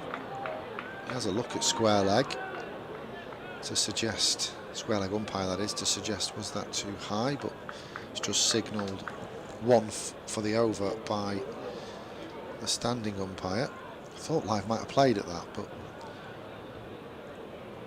quite often we see Lyth be a little bit watchful at the beginning before he gets going, don't we? He's in his stance now, tapping his bat away, looking towards the Howard stand enders. Faruqi pushes off, left arm over the wicket, he's full and straight, and it's tickled into the leg side. That was launched in by mid-on, took off the wicket end, went over one of the fielders backing up, but was cut off by another. So another run to the Yorkshire total, 20 for 1 now, with 1 ball remaining in the third. So a bit similar to that Notts chase. First couple of overs quite quiet, batters just looking for singles to begin with, the odd boundary. We've not had that explosion yet. Of course, required rate is almost 11 and over from the get-go, so that will creep up very quickly if there's wickets and low-scoring overs, as Faruqi's into the right-handed Wharton, and again another variation that goes down the leg side, and it's signalled a wide. Yeah, sort of a slow bouncer feel to it, wasn't it? But James Wharton leaning away, trying to get some contact, I think couldn't, and Richard Kettleborough found in his favour, if you like, and gave the wide. He's a bustling little figure, isn't he? He's quite a short man, but he looks like he's got a fast arm, but he's got lots of different variations we've seen so far. Here he comes once again to get out of his over. He's full and straight, and Wharton plays across that. He gets a leading edge, and it's going to run away to the cover point boundary for 4 runs in front of that western terrace. A bit fortunate there from Wharton, but he'll take the runs nevertheless. Yeah, I think Tom Moores might have just had a word in his shell like as he walked past him. It was that horrible word, not phrase, moral victory for the bowler, because he's not won anything. He's actually going to go down against his record as 4 runs off him. But he knew much more about what was going on there than James Wharton did, I think it's fair to say. And then the outfield must be so short cropped. I know there was some wicked ends involved there as well, but it really did just scuttle along and beat the field. So 25 for 1 after 3. Yorkshire will certainly take it at this stage, and here is Luke Fletcher. We've just lost contact with our radio station, but hopefully you can still hear us on the stream as Fletcher comes in. That is pulled across the line by Adam Lythe. He's going to get 4 off the first Luke Fletcher delivery. So those of you who are listening audio only, apologies, we just lost you for a moment, or you lost us. And that moment saw Adam Lythe pull Luke Fletcher's first delivery for 4. That's all you've missed. Out towards the northeast stand scoreboard, so 29 for 1. Still a long, long way to go here for Yorkshire. 181 more needed. But it's still there to be won. 16.5 overs in which to get him. Here's Fletcher in again, and that's cloth. That pull by Adam Lythe is there far too soon. Fletcher just holding it back slightly, and they pick up 1. Let's have a look at Luke Fletcher's T20 season so far with the ball. He's only played in 2 previous matches, or bowled in 2 previous matches during this campaign. 2 for 65. Got both those wickets for 19 in one of those matches, and he's going at over 9 and over. So hasn't been a huge part of the Outlaws team this season. Clearly trying a few things in the last match of the campaign, giving a few people an opportunity or a workout, as Wharton drops one into the offside and there's no run. You would think Luke Fletcher's going to play a fairly significant part in other competitions coming up soon. Not sure if he's got 100 gig or not, or if he'll be playing in the 50 over comp. How dare you mention that competition during the T20 Blast. But you're right, it's around the corner, isn't it? Well, into all the advertising I've seen around the stadium here, yes, as a short ball is pulled by Lythe, but unfortunately for him, straight out to Sam King. And that is a big blow to Yorkshire, because Adam Lythe has gone for single figures when they need a massive score to win a game they have to win. And he's gone for 8 off 10, and they are 31 for 2. Yeah, it was a long hop really, wasn't it? Maybe the slight less pace from Fletcher just kerfuffled Adam Lythe. He hit it straight down deep backward square's throat. He throws his head back in frustration, and it just feels like it's taken the stuffing out of this Yorkshire crowd as well. The one silver lining is the replacing batter is Shan Masood, who's of the highest quality. That's a huge blow, I'm afraid, at this stage. Not even got out of the power play, not even got out of single figures. Adam Lythe at 8 off 10. Another innings where he's faced more than he's scored. Yeah, an opportunity that I'm sure, given a second chance, he'd have nailed out of the park, but he only got the one. And so Shan Masood, another left-hander, as James says, 2 to come in the 4th, 31 for 2. And in comes Fletcher, right arm over the wicket again. It's short. This could be wicket number 3, because Masood's hit it straight up in the air, and he has gone. 31 for 3. I can hear somebody back in the day in a sitcom saying, "We're doomed, Captain Mannering. We're doomed." It's not looking good, James. It's not looking good at all. I go back to what Nottinghamshire did in their innings. 4 of the top 5 batters got scores at a serious lick, and Nottinghamshire have made inroads, 3 in the power play.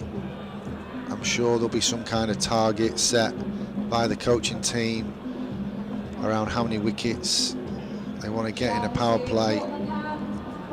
Statistically, not many teams chase when you lose 3 in the first 6 of a T20 match. No, I wonder what the statistics are when you need 210 to win and you lose 3 inside the first 4 overs. And the calibre of Adam Lythe and Shan Masood being 2 of those 3. It ain't looking great, but who knows? You never know. This is cricket. James Wharton's at a non-striking end, and George Hill, as a result of that first ball dismissal for captain Shan Masood, is the new man in. So an all right-hand combination.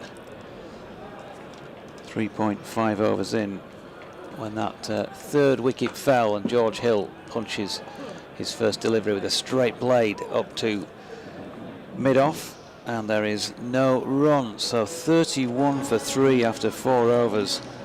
As I say, you never say never, but it looks very, very difficult from here. McCann, by the way, was the man who took the catch to dismiss Shan Masood. So 15 for the first wicket, 16 for the second wicket, none for the third wicket.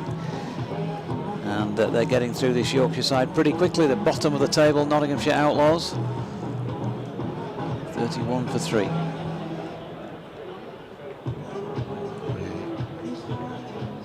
We've got a change from the Howard stand end. Stone is to bowl right arm over, and he's banged that one in, and it's been pulled away by Wharton. Didn't quite get hold of it. It went a lot straighter than I'm sure he intended it to, but it's gone over mid-on's head and bounced into that Howard stand for 4 runs. So not the start that Ollie Stone would have wanted. Changing ends, of course, but certainly the start Yorkshire and Wharton would have wanted from this over. As the music stops and Stone is in once again, right arm over the wicket. Bit of a shuffle to the leg side from Wharton, who checks a back foot drive in the end, and it goes straight into the hands of Stone for no run. Evening to you, Simon, who's asking who you are, actually.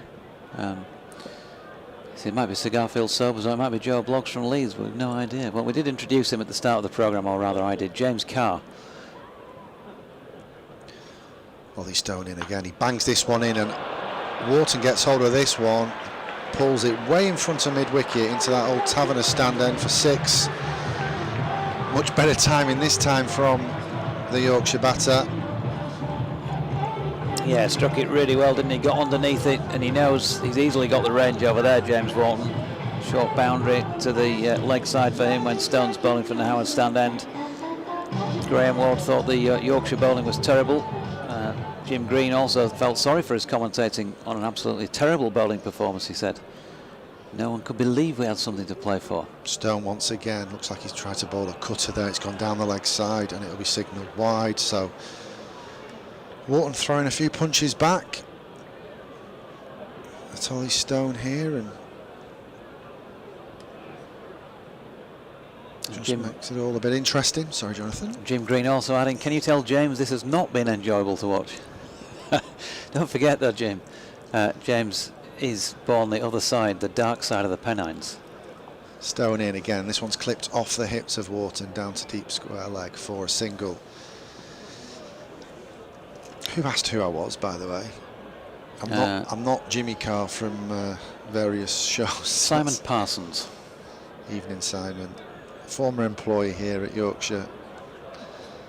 Launched the Northern Diamonds with various people from the team here. Always nice to come back and work with you, Jonathan, and watch a game at historic Headingley. As Stone is in now, right arm over the wicket. He's short and wide, and that's a beautiful back foot drive from Wharton, who hits it through cover point, and it flies away to the boundary. Beautiful straight back there, just leant on it, didn't he, and it flew away. Yeah, just a back foot punch, really. It was as good a shot as we've seen all night. Just got the elbow up high, and didn't go through with the shot, just checked it, but timed it perfectly. Stone once again, what's his reply? Right arm over the wicket. Wharton tries to probably hit that a little bit too hard, and comes off the inside half of the bat, goes into the leg side for a run, keeps the Yorkshire score ticking along. So Yorkshire 48 for 3. Yeah, off 5 overs. At the same stage, Nottinghamshire were 45, but had lost just the one, and that, you know, that's the sort of stuff that's going to possibly come back and hurt you, isn't it? Losing those 3, as we mentioned, inside the first 4 overs. But they are still going. They've got Donovan Ferreira to come, they've got Jordan Thompson to come, Dom Bess, Jaffa Chauhan, Ben Cliff and Dan Moriarty. You wouldn't say on paper that it's the strongest T20 batting lineup that Yorkshire have played in this competition, let alone in its T20 history. But that doesn't mean to say it can't prove good enough to win. Final power play over will be bowled by Luke Fletcher, who is over the wicket, right arm and in, and turned around the corner by George Hill, who stepped a long way away to leg, and Fletcher was good enough to follow him and kept him to the single as a result of that.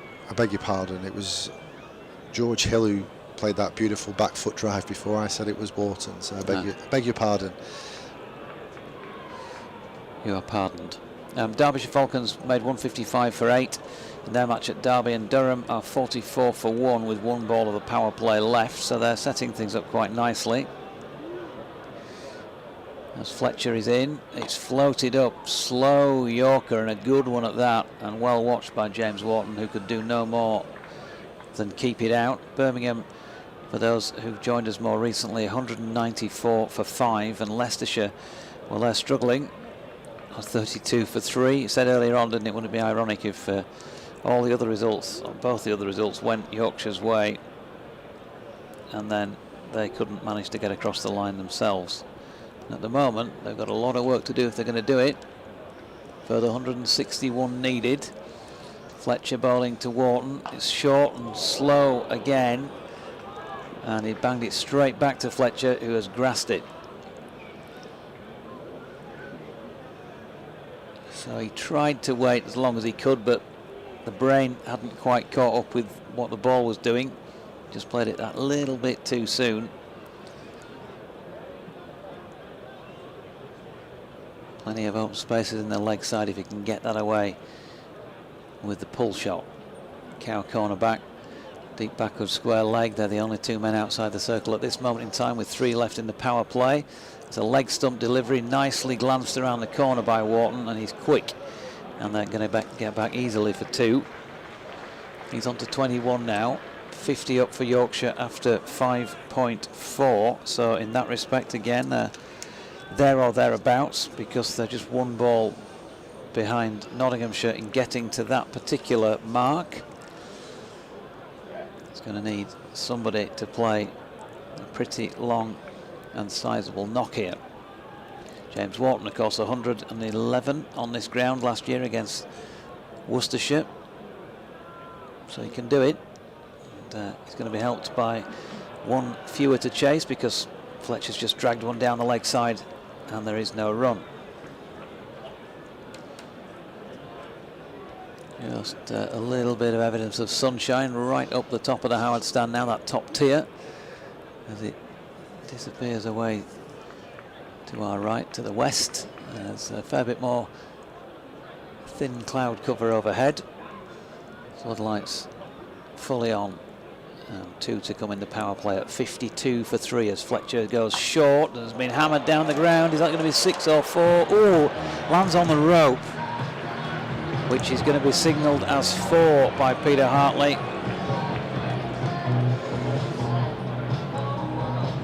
The Yorkshire bench is down there, so I'm sure they'll have had something to say about that if they disagreed.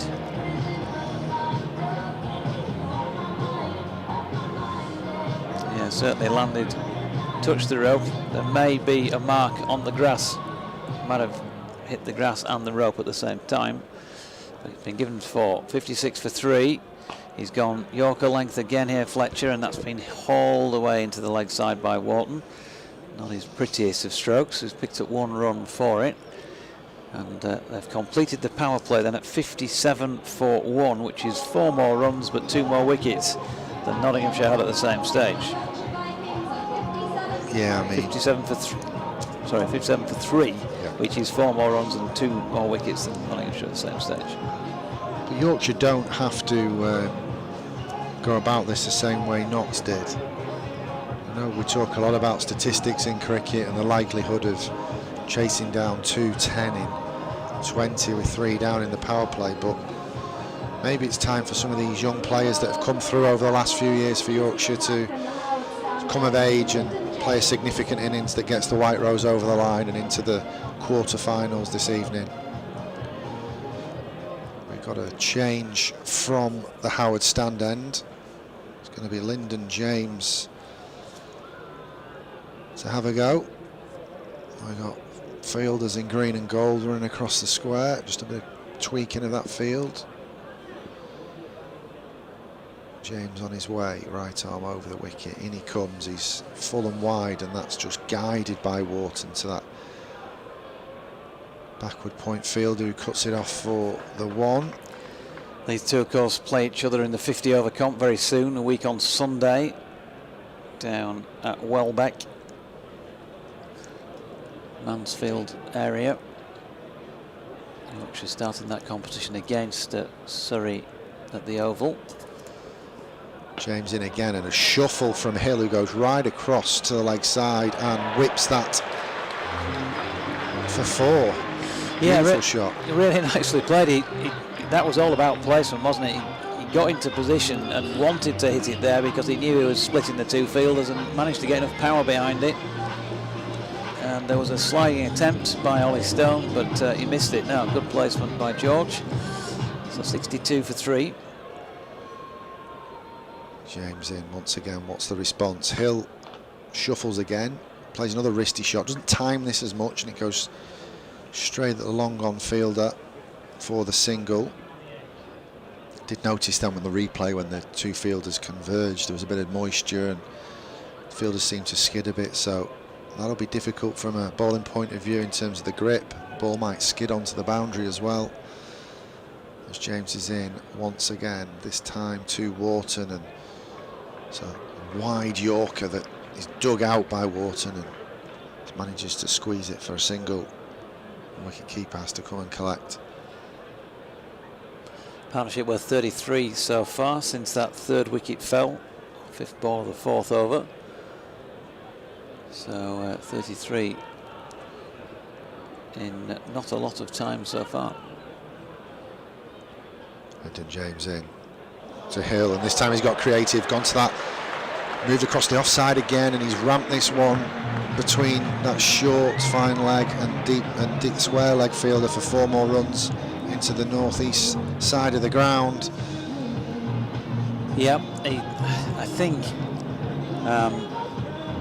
George could probably be quite effective as a glancer and scooper of the ball in this form of the game, the longer he plays it. Lyndon James once again to George Hill, and more traditional shot this time as he plays a check cover drive that's cut off by extra cover. So that concludes the 7th. Yorkshire 68 for 3 as the rebuild continues in pursuit of a target of 210. Run rate currently at 9.7. The required is 10.92. Yeah, so he executed that scoop pretty well. Of course, you remember he didn't execute it well last ball of the match at Durham when they needed a couple to win and missed it. He got a wide full toss and felt like he needed to premeditate the shot that night, and actually got a ball that he could have probably put anywhere he wanted in the park had he just waited for the ball. But as we know, far easier from here. So Calvin Harrison is going to have a go at this Kirkstall Lane end of the ground. And he's bowling here to James Wharton. Harrison he's bowled in 11 matches so far and taken 6 wickets, going up, taking him an average of 48, going around about 8 and over, just under that. First ball, James Wharton can't get it away for runs. Bowler picks it up just into the onside of straight. Here he is again, and that one regulation leg spinner, steps back and pushes it up to long on. They're going to still, they've got that pressure all the time of the scoreboard and needing what, over 11 and over. 11.13. Harrison to Hill, who doesn't have a look at one. He tries immediately to play the reverse sweep and gets a leg bye out of it, but missed with the batting equipment, unfortunately. So 70 for 3. Elsewhere, meanwhile, just to keep tabs on that, Derbyshire have only managed to take 1 Durham wicket so far. Durham 59 for 1 off 8. Wharton tries a reverse sweep of his own, and again he doesn't execute it very well either, but did manage to get some bat on it, so 1 run. Durham 59 for 1 off 8, so need 97 off 12 with 9 wickets remaining. You'd probably be fancying them to get home in that, as Yorkshire have lost another wicket here, and that is George Hill, who has gone. The timber has been tickled once again, this time by Calvin Harrison, and middle stump knocked back, and Hill bowled for 15 and Yorkshire 71 for 4, trying to give himself lots of room outside leg stump, and Harrison just beat him with a straight one. Yeah, it seemed cluttered thinking by both batters actually. George Hill the departee, but just cluttered thinking with the shorter boundary on the offside, trying to reverse sweep a couple of balls, then give room to try and target that shorter boundary. I know it's enticing, but given the scenario in the game, would it have been better just to play each ball on merit and hit the ball up the ground? It's easy from up here, and it's easy said than done when the run rate keeps climbing up to 11.42 now. There seems to be a lot of risk, especially with the reverse sweeps, with 3 in the circle in catching positions, a boundary rider that would cut it off. Yep, Donovan Ferreira enters the arena. 10 knocks so far. He's been not out once, highest of 66, averaging 26.11 with 235 runs from 150 balls in the competition. So he's striking it over 150. There's an appeal for LBW to his first delivery, which he missed, but was given not out. So massive job for him to do now. Tell you what, it's not a bad shout. Pitched in line. It was sliding slightly. Maybe just given the benefit of the doubt, missing leg, but it wasn't too far away. Yeah, I think it just sliding, wasn't it? It looked better live than the slow down replay. Certainly given out at 6:30 when the umpire's bus is due on a Saturday, that's for sure.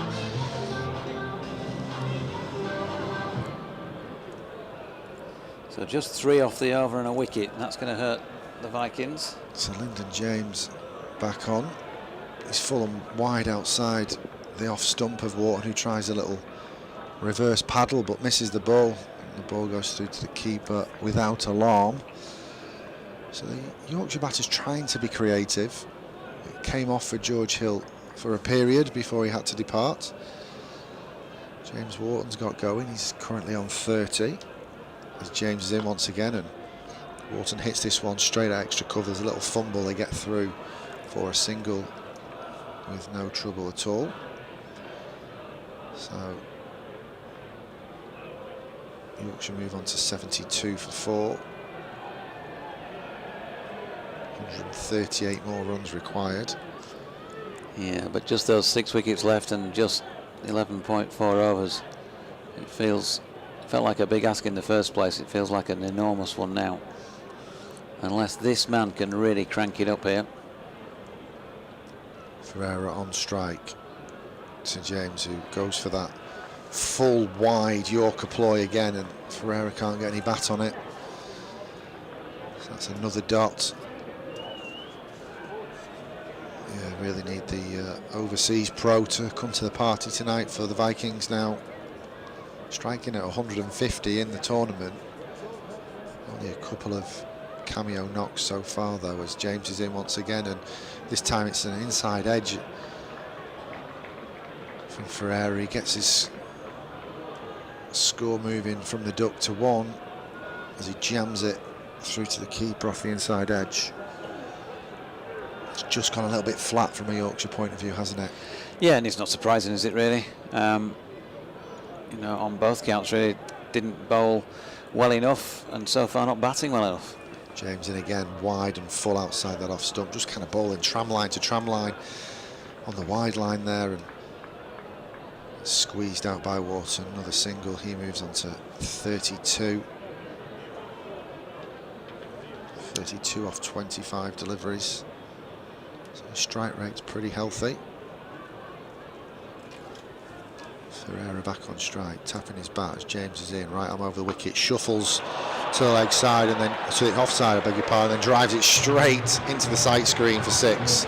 He's actually driven it above the sight screen and into the first level of the Howard stand. So that's a big hit. That really is a huge hit, but we've seen that he can do that. He's almost sustained it for long enough to win a couple of games, but not quite. So that's one marker for him tonight. Can he play not only a big knock, but get his side over the line? Said to me after his 60 odd the other week, yeah, okay, I played well, but I didn't play well enough because I'm a finisher and I didn't finish it. 80 for 4 after 9 overs, so that 6 just nudged that one in Yorkshire's favour at the end. 9 off it. Harrison is going to bowl his second and the 10th of this innings, and James Wharton, well, doesn't handle that one particularly well, coming down the wicket. Leg spin delivery, got a leading edge on it, out into the offside and picked up 1. Jim Green thinks Adam Lyth looked tired since the Derbyshire game, needs a rest. Doesn't think Shan Masood is a one-day player. As that one is hit down the ground by Ferreira to long on for a single, fielded by Ollie Stone. Not happy with Dan Moriarty in the field or with his bowling. Thinks that Jordan Thompson, Ben Cliff and Jaffa Chauhan need more coaching. Play young ones need to learn. Good delivery this time from Harrison, sneaks one through. It's going to go for 4. In fact, James Wharton has got an inside edge on it by the looks of things, and it will be 4. So he's struggling a bit here with Calvin Harrison. That's 2 deliveries this over that have pretty much had his measure, but he's got 5 runs off the 2 of them. Yeah, they're just looking, or Wharton particularly, is just looking to go too square and wristy. I think just hit him up the ground. Here he is again. Stepping little run up he has, and Wharton had to go back and lost his balance in hauling that one away into the onside, and so they're going to have to settle for the 1. James Wharton, well, he's doing so far so good, 38 against his name, but he needs some support out there. Can Donovan Ferreira give him that? He's just turned one off his pads by the look of it. Yep, Peter Hartley signals leg by to that one that just drops behind him. Leicestershire, by the way, have lost 4 wickets for 65, so they want 130 off the best part of 12 overs with just 6 wickets remaining. Harrison in again, he's gone Yorker length, and Wharton has to run it down to short third man. So Calvin Harrison, well, he's done really well so far for Nottinghamshire because he's got 1 for 9 off 2 overs. And the Vikings are struggling to get, at this moment in time, anywhere near what they need here. They've got 122 off the last 10, having scored 88 for 4 off the first 10. Yeah, the DLS is always a good guide, isn't it, as well? I know Yorkshire have probably lost a couple of wickets more than in light, but DLS is currently at 106. Hopefully we won't have to talk any more about that or apply the DLS score this evening, but 122 required now off the back 10, and for the first time this evening the run rate has gone above 12. Change of bowling from the Howard stand end. Liam Patterson-White is deployed, so we're going to see some left arm spin. He's in now, and he's full and wide outside off stump, and that has been nailed by Ferreira to extra cover, and the cover boundary field has run all the way round and done all the hard work, but it's gone through his hands for 4 runs. Yeah, gave him plenty of width to work with, didn't he? And Ferreira, you can't allow him to free his hands. In fact, it was a drop catch. Yeah. struck it hard. Lengthy chase, dive, one-handed parry over the bar. Certainly did the hard work, the field. He was gone a bit straighter now in that field position. As Ferreira goes once again, this time just hoisting it straight into the Howard stand end for the maximum. 6 more runs to the Yorkshire total. But he's smashed that straight into the glass at the back of the seating on the first tier, just under the of the Howard stand. That is a monstrous, flat-looking hit. How far would that have gone if there were no stand in the way? That would have gone a long, long way. Been on the halfway line for sure.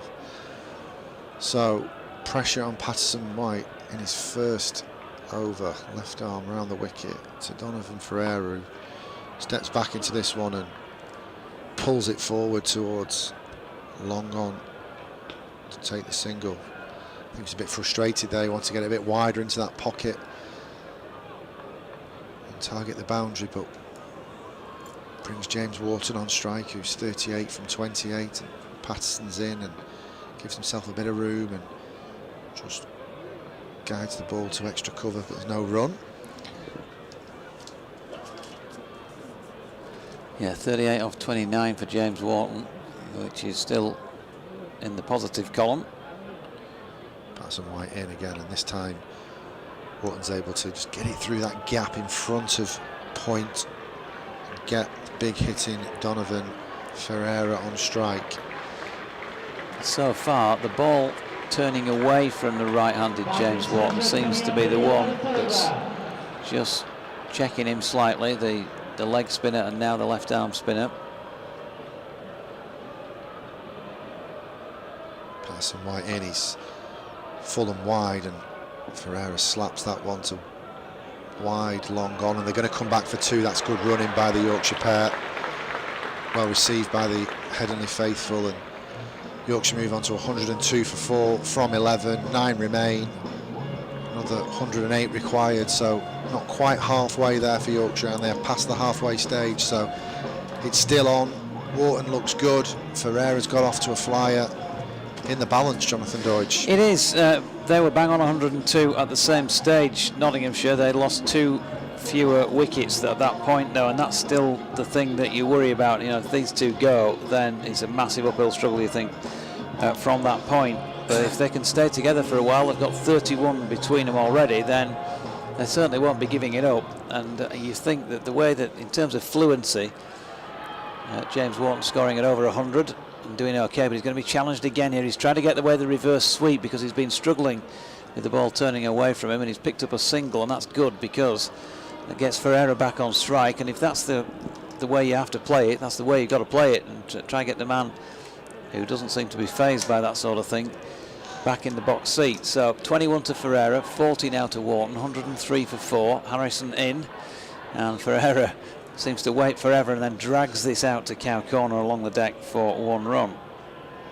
You can just see Ferreira eye up the pockets. Where are the gaps? And there's a big gap between mid-wicket and long on. You can just see him just creating that awareness of where his boundary options are. Harrison again, round about leg stump. Wharton uses his feet and drills it out to short extra cover. They get another single. If you can't get boundaries, then you've got to keep the board ticking, and they've done that with the first 3 balls. Harrison, he's only got 9 balls left here. Wouldn't want to give you wicket away during these 9. I know there's still a lot of balls to chew up there in relation to what's left in the match, but you'd rather not throw it away if he's the man who's really challenging. That seems to be the case at the moment. Here he is again. Oh, Ferreira's got underneath it, and he could be gone here. You wouldn't want to give it away with, he's got 9 balls left, and Ferreira has hit it straight down the throat of Ollie Stone at long on, and he has gone. And with it, well, who knows, maybe Yorkshire's chances of qualification for the quarterfinals. We shall see. They're 105 for 4, and he's gone for 22. Yeah, frustrating from a Yorkshire point of view. Ferreira looked like he was only going to play one way this evening, and if it comes off, it's all smiles and it's a quarter-final, but wasn't quite there to hit for 6. Didn't quite get to the pitch of the ball, and he got way underneath that one. So Yorkshire have sent in Jordan Thompson at 7, the left-hander. Will this disrupt the Nottinghamshire bowlers like it did the Yorkshire bowlers? Well, he talked to us on that interview earlier on this evening on BBC Radio Leeds about wanting to be more consistent with the bat. He's got his opportunity here because he's going to need a score here. Is JT. He got 40 off 14 last week. They're big figures, of course, in T20 cricket. But 105 needed. He might need more than 40 this time. He hasn't scored a 50 in T20 cricket since finals day against Lancashire in that defeat by Lancs at Edgbaston 2 seasons ago. Now would be a really good time for the man that makes things happen. Would indeed. He's striking at 158 in this tournament. He needs to strike at 200. So here's Harrison bowling to him, and of course with that natural leg spin turning it into the left-hander, who's got the short boundary on his side as well here. But there's only one left in this over, and then 6 more Harrison deliveries, and just like he said about, or I said about Ferreira, you wouldn't want to give it away here, and it happened. You'd be feeling the same about Jordan giving it away before he gets going here. He's done the sensible thing and pushed it along the deck for a single, and will keep the strike. So 106 for 5 off 12 overs, with Wharton on 41 and Thompson on 1. And just the 4 off that over. He's bowling really well here, Calvin Harrison, and if we're honest, well, they're struggling to make much of him. Yeah, Yorkshire require 13 runs per over now. Another change of bowling from the Howard stand end. Nottinghamshire just shaking it up, not letting the Yorkshire batters settle. Ollie Stone's going to come back for his 3rd over. He's gone for 26 so far though. Pace on the ball certainly seems easier to bat on. Spin just seems to be sticking in the surface a little bit more now. I don't know if that's got something to do with the dew. Stone around the wicket to left-handed Thompson. He's straight, and it's run down to short 3rd man by Thompson for a single, bringing Wharton on strike. So I mentioned that there were 102 apiece after 11 overs. After 12 overs, Nottinghamshire were 125 for 2 after that Dawn Bess over had gone for 23, and Yorkshire obviously behind the clock, both on runs and wickets now, losing a further one in that 12th over, 106 for 5 then. Wharton back on strike. He's 41 from 32, about to face Ollie Stone, and he's lapped over the top of short fine leg for 4. So Wharton continues to be creative and courage.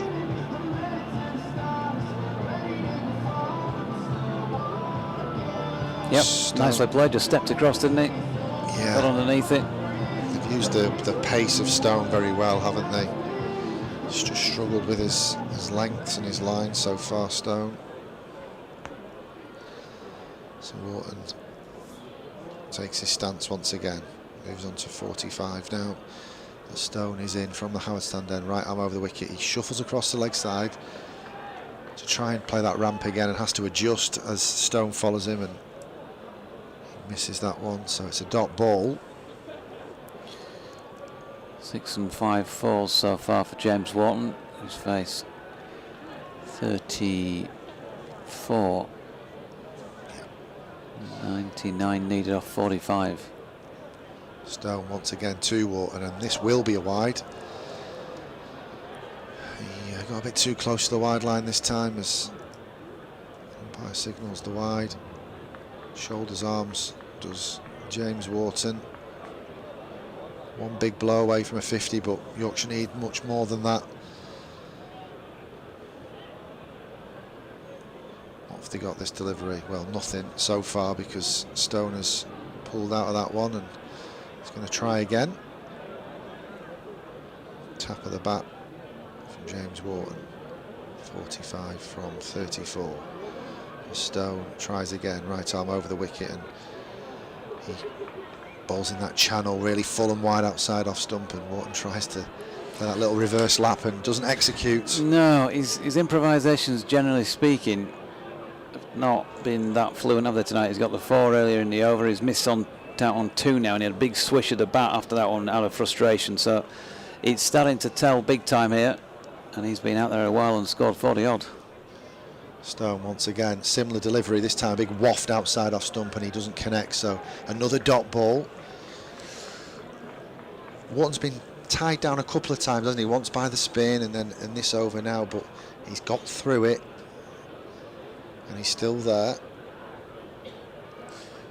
Yeah, he's scrapping away for the Vikings. So Stone once again, final ball of this over, right arm over the wicket, and it will be another wide. Clearly Stone wants to bowl as wide as possible, pushing the extremes there, trying to stifle Wharton from playing on the leg side, playing some of those creative shots. I think Wharton just needs to play the ball on merit and hit the ball through extra cover if it's there, and wait for those real bad balls, as cliche as that sounds. Stone in once again, shuffle to the offside, and it would have been a wide if he'd stood still, but it's going to be a dot ball because he was a play and miss. So that concludes the 13th. Yorkshire 1-1-3 for 5. Yeah, and definitely not ideal, obviously. He's trying to give it everything he's got, James Wharton, but he's missed 4 in a row there with wides interspersed. And so that's just ramped it up again. So they only managed to get the 7 off that over, including the extras. 113 for 5 after 13 compares to 136 for 3. Nottinghamshire at the same stage. They had more wickets in the tent, had more on the board, and they're looking increasingly likely to win this match. Can Yorkshire pull something out and surprise us all here? Kelvin Harrison to finish with his leg spin from the Kirkstall lane end. First ball, Jordan Thompson has dinked into the offside, picks up 1, takes his score to 3. He's not seen much of it since he went out there. Just 4 deliveries so far.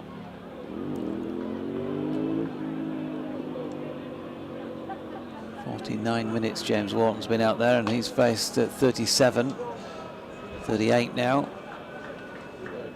for his 47, with a single down to long on. But singles, well, Nottinghamshire will let them have them for the rest of the match, no problem.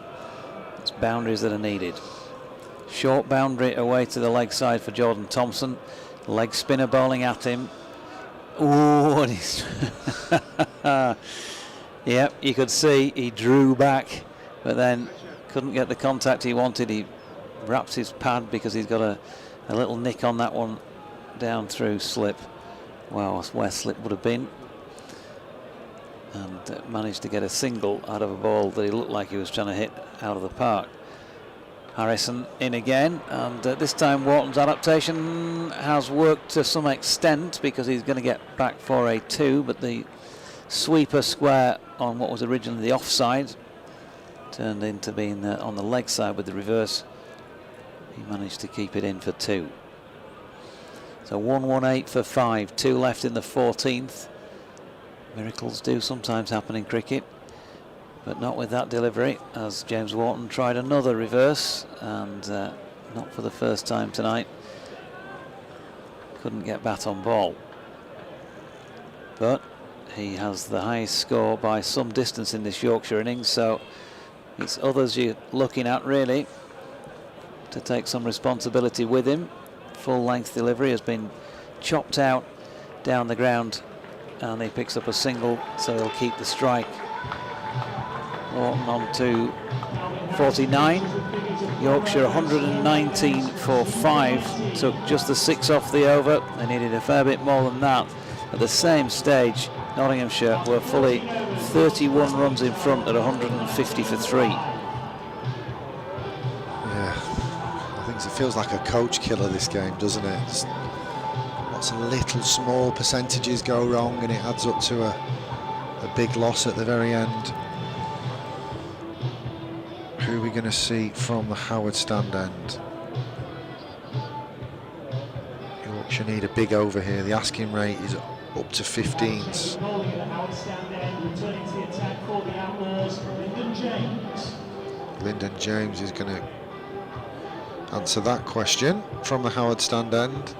required rate up to 15. Yorkshire could do with a 25 here, couldn't they? The 35 would be handy. James is in. And Wharton has took a stance well outside off stump and try and settle the ball. He jams that up the ground, full in length from James, and the muted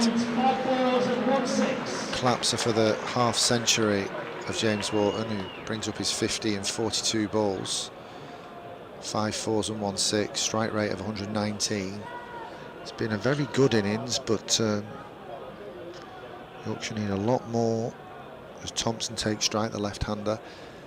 James bangs that one in, down the leg side. Thompson's pulled it away, he's not timed it, it's gone quite fine, and it'll bounce short of the deep fine leg fielder for just 1 run.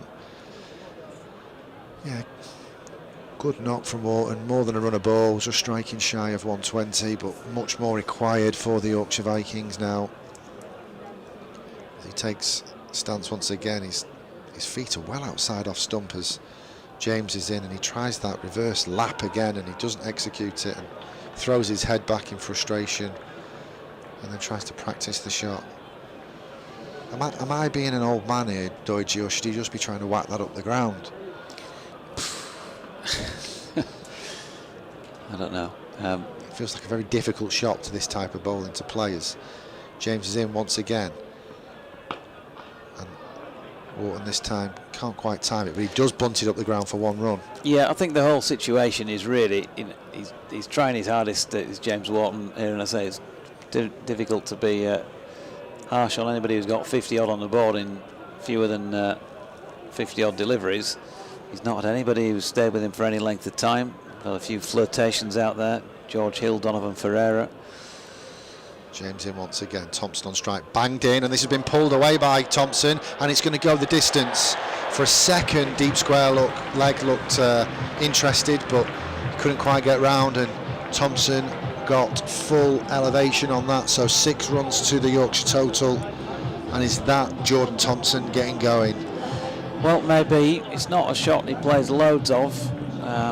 Short ball's usually a bit more of an issue, but he did pull a 6 in that general direction at Lords in the red ball game earlier this season, so it's not the first time he's done it this year, and they need it. 1 ball remains in the 15th as James comes in, and this one is heaved away to deep mid-wicket. It'll be cut off. It's only 1 run. Frustrating for Yorkshire. Well bowled by Lyndon James. Gets out the over. Yorkshire 129 for 5 with 5 remaining. Yeah, so 10 off the over, including the 6. And I'll give you the damage at the same stage. Nottinghamshire were 166 for 3. 37 runs ahead of Yorkshire. That is a massive ask to pull it back from here. And, you know, if you're honest, it's a very difficult one to see him winning at this stage, given that James Wharton probably, he just isn't striking it with the fluency of a bloke who's seen 40-odd balls out there with the adaptations he's trying to play. I don't know whether he should be playing orthodox shots or not, but what I'm saying is I think the situation is the way that he's playing, there's just that scoreboard pressure ticking away all the time, isn't it? He knows he's got to try and strike runs, and with every one that he misses, he's just building further pressure on himself out there in the middle, but he's giving it his best shot. 81 needed from just 5 overs. And that is a tall order by whatever standards of cricket you play. Jordan Thompson has just Q-ended one first ball as Faruqi is back on for his 3rd over, the 16th of the match at the Kirkstall Lane end. Checking out I think whether or not it's split is JT. He's on to 13 with that single, partnership worth 25, but coming up well short here, and all those other scores that we're keeping you up to date with earlier on are irrelevant at this moment in time. Leicestershire are going to get hammered as well by Birmingham. They're 101 for 9. Irony of ironies. But Yorkshire had 2 opportunities against Leicestershire themselves earlier in the season and blew them both. So they've played 14 like everybody else, or 13 and this Faruqi in, short ball. Wharton punches that one square on the offside and they get 1. I think the two that really will haunt them, apart from tonight, will be the defeat by Durham up there, which was marginal. They should have won. And then similarly, tough chase against Birmingham here. 200 and whatever it was, 14 or something that night. Yeah, 214 Birmingham made. And they got so close to that, but came up just short. And I think those will be the two games that they really look at. As Thompson hauls one away down the ground to long on, Ollie Stone fields, and they get 1. But he's not getting the ball where he wants it here, Jordan Thompson, and it's all the more difficult to then get it away. He's got the short boundary, or he had the short boundary on the right side for him. Good delivery by Faruqi, who, as you were saying earlier, scuttles in. He's sets off now, and he really does. Legs pumping, left arm over the wickets, and that's hit in the air by James Wharton, and he's gone straight to extra cover, and that's the end of him. And maybe with it, that is finally the end of Yorkshire's chances. 132 for 6 they are now. As I say, it's hard to be critical of James. He's given it all he's got out there. 59 minutes, 52 runs off 46 balls, including 5 fours and a 6, and his strike rate 113 kind of diminished as it went on with those dots that he couldn't get the ball away with later on. I'm sure he'll come off here with mixed feelings, because he has got a 50 to his name when nobody else has come close, so credit to him for that. But he's got his head hung low as he walks off, because yeah, he'd just be frustrated with himself. I think he knows he can probably do better than the actual scorecard suggests. Unfortunately for him, nobody else has been able to offer anywhere near enough support, and that's why the team find themselves where they are. Yeah, I think it's hard to be critical of James Wharton, but it's actually easy to be complimentary of Notts, who have. Wharton got ahead and then they kind of clawed him back. They had clear plans around bowling quite wide outside off stump to him, so fair play to the Notts bowling plans. I think they've certainly executed it much better than the Yorkshire Vikings so far, and that's why Yorkshire find themselves 78 adrift. 132 for 6 then, 2 left in the 16th. It was Joe Clark, by the way, who caught Wharton.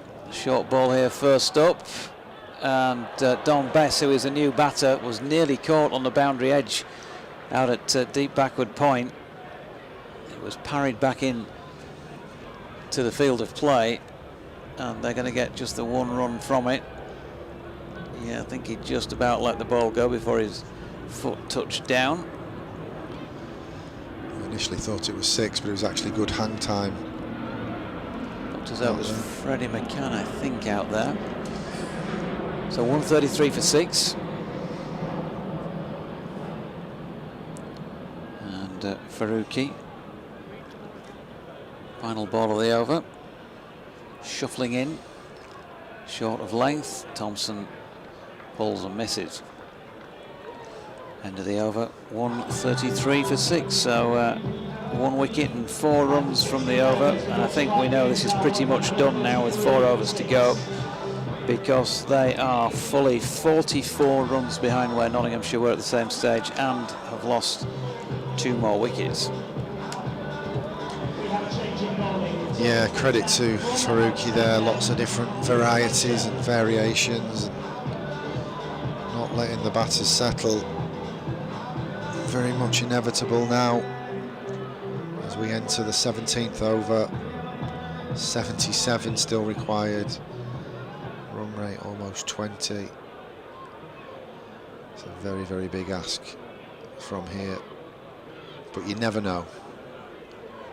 You never know. Fletcher to return from the Howard Stand end. Dominic Bess on strike. It's now or never. Fletcher in, right arm over the wicket, and Bess tries to slog sweep that one. It hits him on the pad. The only person to appeal was the bowler, and the umpire signals a leg by. Martin Bloomfield says it's perhaps appropriate that Hill and Cliff are in the side tonight, as, dare I say it, Yorkshire have a mountain to climb. Well, yeah, they're over the hill with the cliff still to come.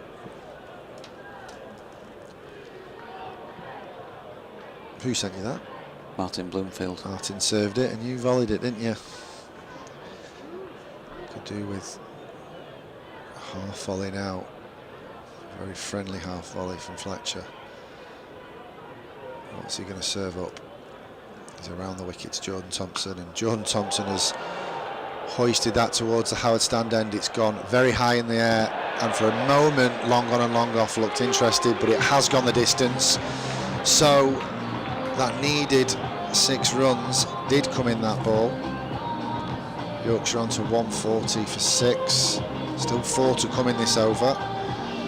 Trying to keep a positive feel, who knows? Well, only another 12 of those needed during the next 22 deliveries. Back to reality from Jonathan Doidge as Luke Fletcher's in once again, and this time it's dug out by Jordan Thompson as he gives himself room. And he'll get a single as long on and long off do the work and cut it off. Quite frustrated, Jonathan, because I thought, you know, as well as the the Nottinghamshire batters batted, you give them credit for their execution. There was a lot of poor bowling, and I think Nottinghamshire have actually nailed their bowling plans in the main. As Fletcher is in once again, and this time it's a low full toss which is driven up the ground. It will be cut off, so Best just gets the single. Yeah, I mean, look, frustration is pretty much what Yorkshire provide you with year on year, really. It doesn't matter who's out there, it's just the way that T20 cricket goes. It just is very much up and down, and you know. And the sucker punch that if you want to argue, I'll just stick all the stats in front of it from the last 21 years. I think the sucker punch as well is that Notts are bottom of the table as well, you know, but cricket isn't played on paper, it's played on grass, and here comes another delivery from Luke Fletcher, who bangs that one in. It was like a slow ball bounce. She's been given a wide. Yeah, look, tonight, there, you know, there is no David Milan. That's one thing to say, but other than that, you know, they won the toss and got to do what they wanted to do, which was field first and chase. They didn't execute well enough with the ball, and they've not executed. Because of that, there's been scoreboard pressure all the time with the bat, which has just exaggerated the need for them to get on with things and made mistakes then. Fletcher around the wicket, bangs it in again. This time it won't be given a wide. It looked better than the first one. I don't know if that's a slow ball bouncer or just Luke Fletcher's pace off the wicket from banging it in so short, but signalled as one short ball for the over. A little discussion from Don Bess about that delivery at the non-striker's end to the standing umpire, but Fletcher's got the ball in hand and top of his mark and got to go again. Thompson tapping his bat. He's got to go again. Fletcher's in around the wicket, and Thompson's going to squeeze this one out and smear it through backward point for 4 runs. Yeah, played it well. Just got his front leg out of the way and played it deliberately with an open face in that general direction to get it just backward of square. There is a man out there sweeping, but he's more central than that. But I think, yeah, everybody, there's just a feeling of everyone being subdued out there tonight, really. Fletcher, last ball of the over, and Thompson drives this one hard up the ground, long off full field. So 1 run, Thompson keeps the strike. Yorkshire 150 for 6. 3 to come. Yep, so the 150 comes up after, 16.6 overs. Not that it matters anymore, really, but that's 3 overs longer than it took Nottinghamshire to get there. There were fewer wickets down as well. This one is just about done and dusted with 3 overs remaining. For the record, Birmingham have won by 72 runs against Leicestershire, who, well, they'll be presumably waiting on the Derbyshire-Durham result as Faruqi comes in, and that is it up towards long on where Ollie Stone fields. Jordan Thompson picking up the single. Let's have a look at that score elsewhere. Probably asking why at this moment in time. In fact, that has finished. So let's check in on the result of the Durham-Derbyshire game. You know what's going to happen there, don't you? You're torturing yourself, Jonathan. Just doing it for the record, James. Just for the record. Yeah, Leicestershire bowled out for 1-2-2, so 72-run win for Birmingham. So this one is pushed down the ground by Bess. Ollie Stone doesn't bother with the throw at the stumps. He just keeps hold of it and lets them have the one. And yeah, Durham, well, presumably they have finished now. It says on my screen here that they needed 1 off 8 balls. So they've got home, which Yorkshire wanted. Birmingham have got home, which Yorkshire wanted. But Nottinghamshire are getting home. And that is very definitely what Yorkshire did not want if they wanted to qualify. Faruqi in again. Shaw pinged out of the ground. A little bit of late entertainment into the scoreboard by JT. The big show. Well, he's not quite managed to draw the theatricals out too often tonight. Took a couple of catches, took some wickets as well, and he's picked up 33 runs. So if I know him, he'll be claiming MVP for the match tonight, but he'll also be saying it means little when you don't win the game. Faruqi in, scurrying in once more. It's going to be 4 more to Jordan, who's got it away up in the air and over keeper Tom Moores. Simple as that. 37, 162 for 6. They need 48 to win off 16 deliveries. Depressed Saga Lout says, sorry, but it's gone exactly as I expected, or rather the same as usual. Yorkshire need a win and blow it. Yeah. To be fair, they've had several other opportunities during the campaign. Didn't need to have got to this stage. Jordan on 37 now. Well, he's enjoying himself out there, and he's providing us with a bit of late entertainment. And he's gone full this time for Faruqi, and he's hammered that one away. Jordan up to long on, but he's in it so well with Stone fielding that they can't get back for the second. The other frustrating thing is not only has he got 38 runs to his name, he's striking at almost 200. Yep. You know, so if he comes in at the right scenario there and a few more runs have been added in the top order, he can play that finisher role, can't he? That he's there in the team to play when he's got the bat in hand. Yep, finishing the campaign on a personal level in style. 3 6s, 2 4s, 38 off 20. But he's watching on from the non-striking end, Faruqi, who scuttles in a way that the man who we just lost recently would have done the other side of the rugby stand, Rob Burrow. Legs pumping. And speed of light as he makes his way into bowl.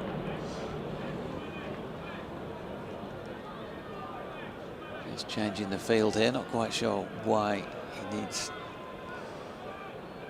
to do that with 47 needed off 13 balls. But he wants to bowl to his plan, and that's fair enough. He's got his 3rd man out, and he's brought up the man inside the circle from backward square leg, and Bess walks across and tries to scoop it over that area where the man had come up but missed out. So well executed. Faruqi finishes with 4 overs, 1 for 32, which under the circumstances is well bowled. 2 overs remain, 163 for 6. 1 for 32.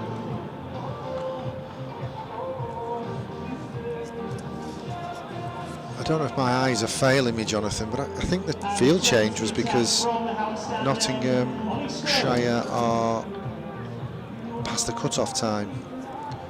Therefore, there's only 4 fielders out.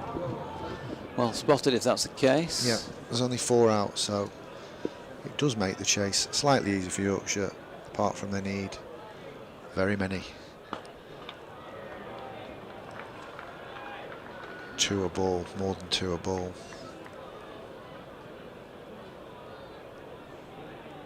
That was a dot. Scrap that. Almost for a ball. Stone ball into Thompson was a dot, dropped into the offside there.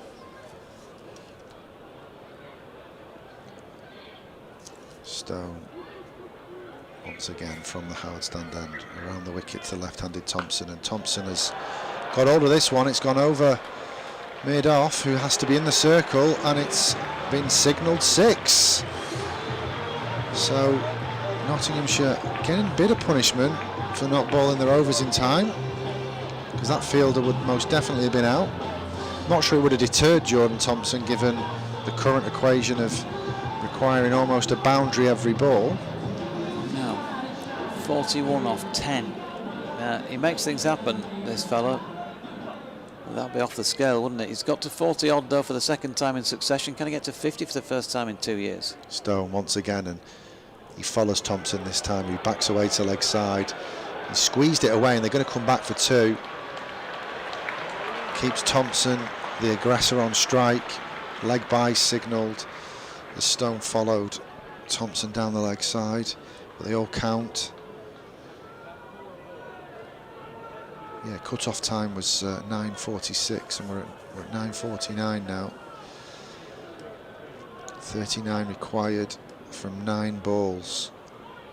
Ollie Stone, ball in hand from the Howard stand end, round the wicket to Jordan Thompson, who has to dig a very full ball out, and he sends his partner in, Dominic Best, back because there's no run. Well, there could have been a run, but he wants to retain the strike. Needs a couple of hefty blows to get out of this over now. Leave Yorkshire with a glimmer of hope going into last over. 8 balls remain, 39 required. Stone once again round the wicket, and Thompson heaves this one into leg side. It'll be cut off by long on, so it's just the single. Dominic Best back on strike for the last ball of the over. It's a free hit, isn't it? This ball's effectively a free hit. Keeps Thompson on strike for the last over, but 38 still required.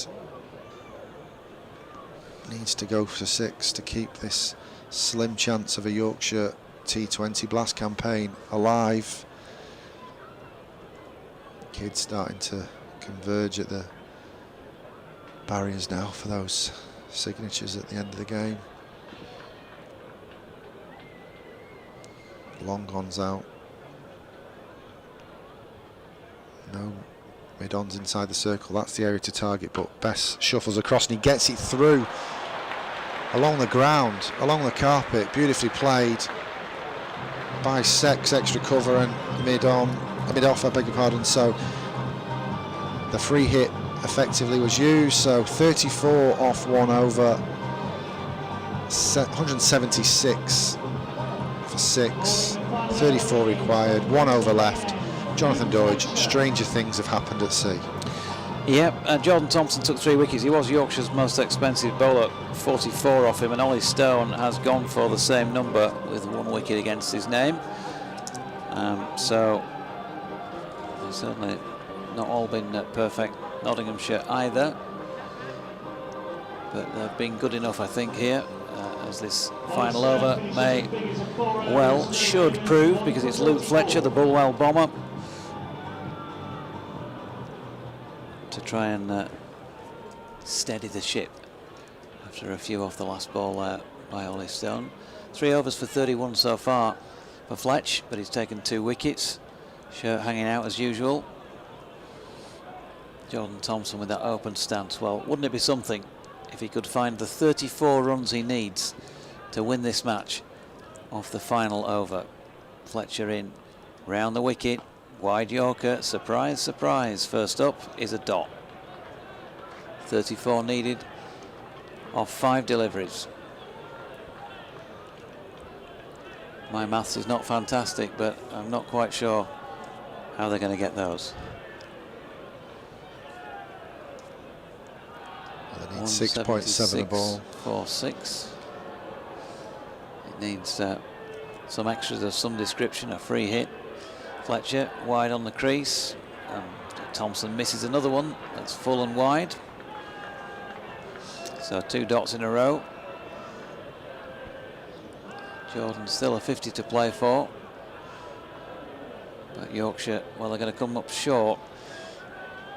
As I mentioned, this is season number 6 doing this commentary job full time. They have gone out of the group stages just twice, lost in a home, in inverted commas, quarter-final to Sussex when they had to play at Chester Street, and then of course got past in the famous Jordan Thompson match. He's just hauled one away down through final leg for 4, taking score to 49, but in the match where he bowled that amazing last over, managed to beat Surrey down at the Oval and get to finals day, and of course lost to Lancashire in the semi-final. So it's, yeah, it's difficult, isn't it? T20 cricket and Yorkshire Vikings.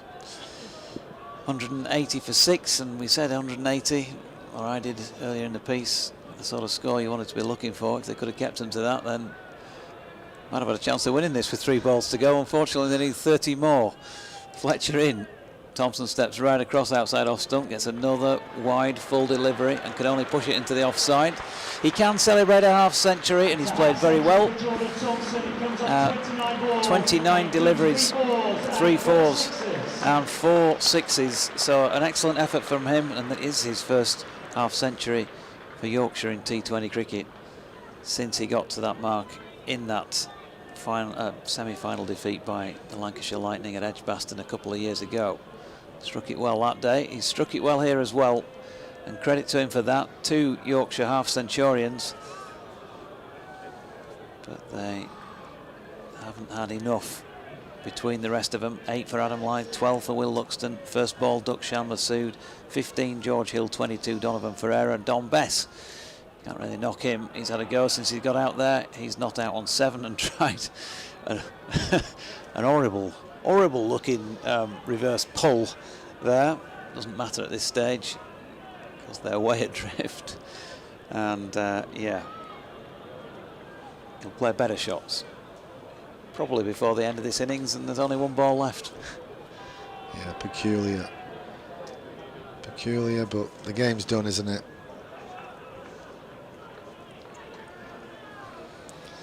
And so, for the final ball of Yorkshire's T20 season, to be delivered here by Luke Fletcher. The majority of supporters have left the building already. Fletcher over the wicket, slow bouncer, Bess gets underneath it, Tom Moores does the fielding, and that is that. 181 for 6, the record books will say Yorkshire reached on this not particularly fine Friday evening, the 19th of July 2024, and therefore they lose by 29 runs and are out of the competition once again.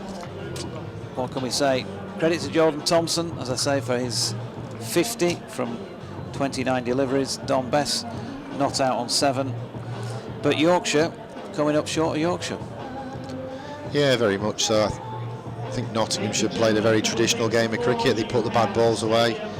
Yorkshire's bowling plans seemed cluttered at times from the counter from Nottinghamshire, and Notts clearly had plans with the ball and they executed them. Of course you're going to go for runs. 180 is still a lot of runs in a T20 game, but a couple of overs that went for 4, 5, 6 are what have got Notts over the line there. Very frustrating for Yorkshire, given that Notts are bottom of the table and we're just 1 win away from qualifying for the quarters. But yeah, I'm sure there'll be many a Yorkshire man and woman, coaching staff, players alike, frustrated after that display.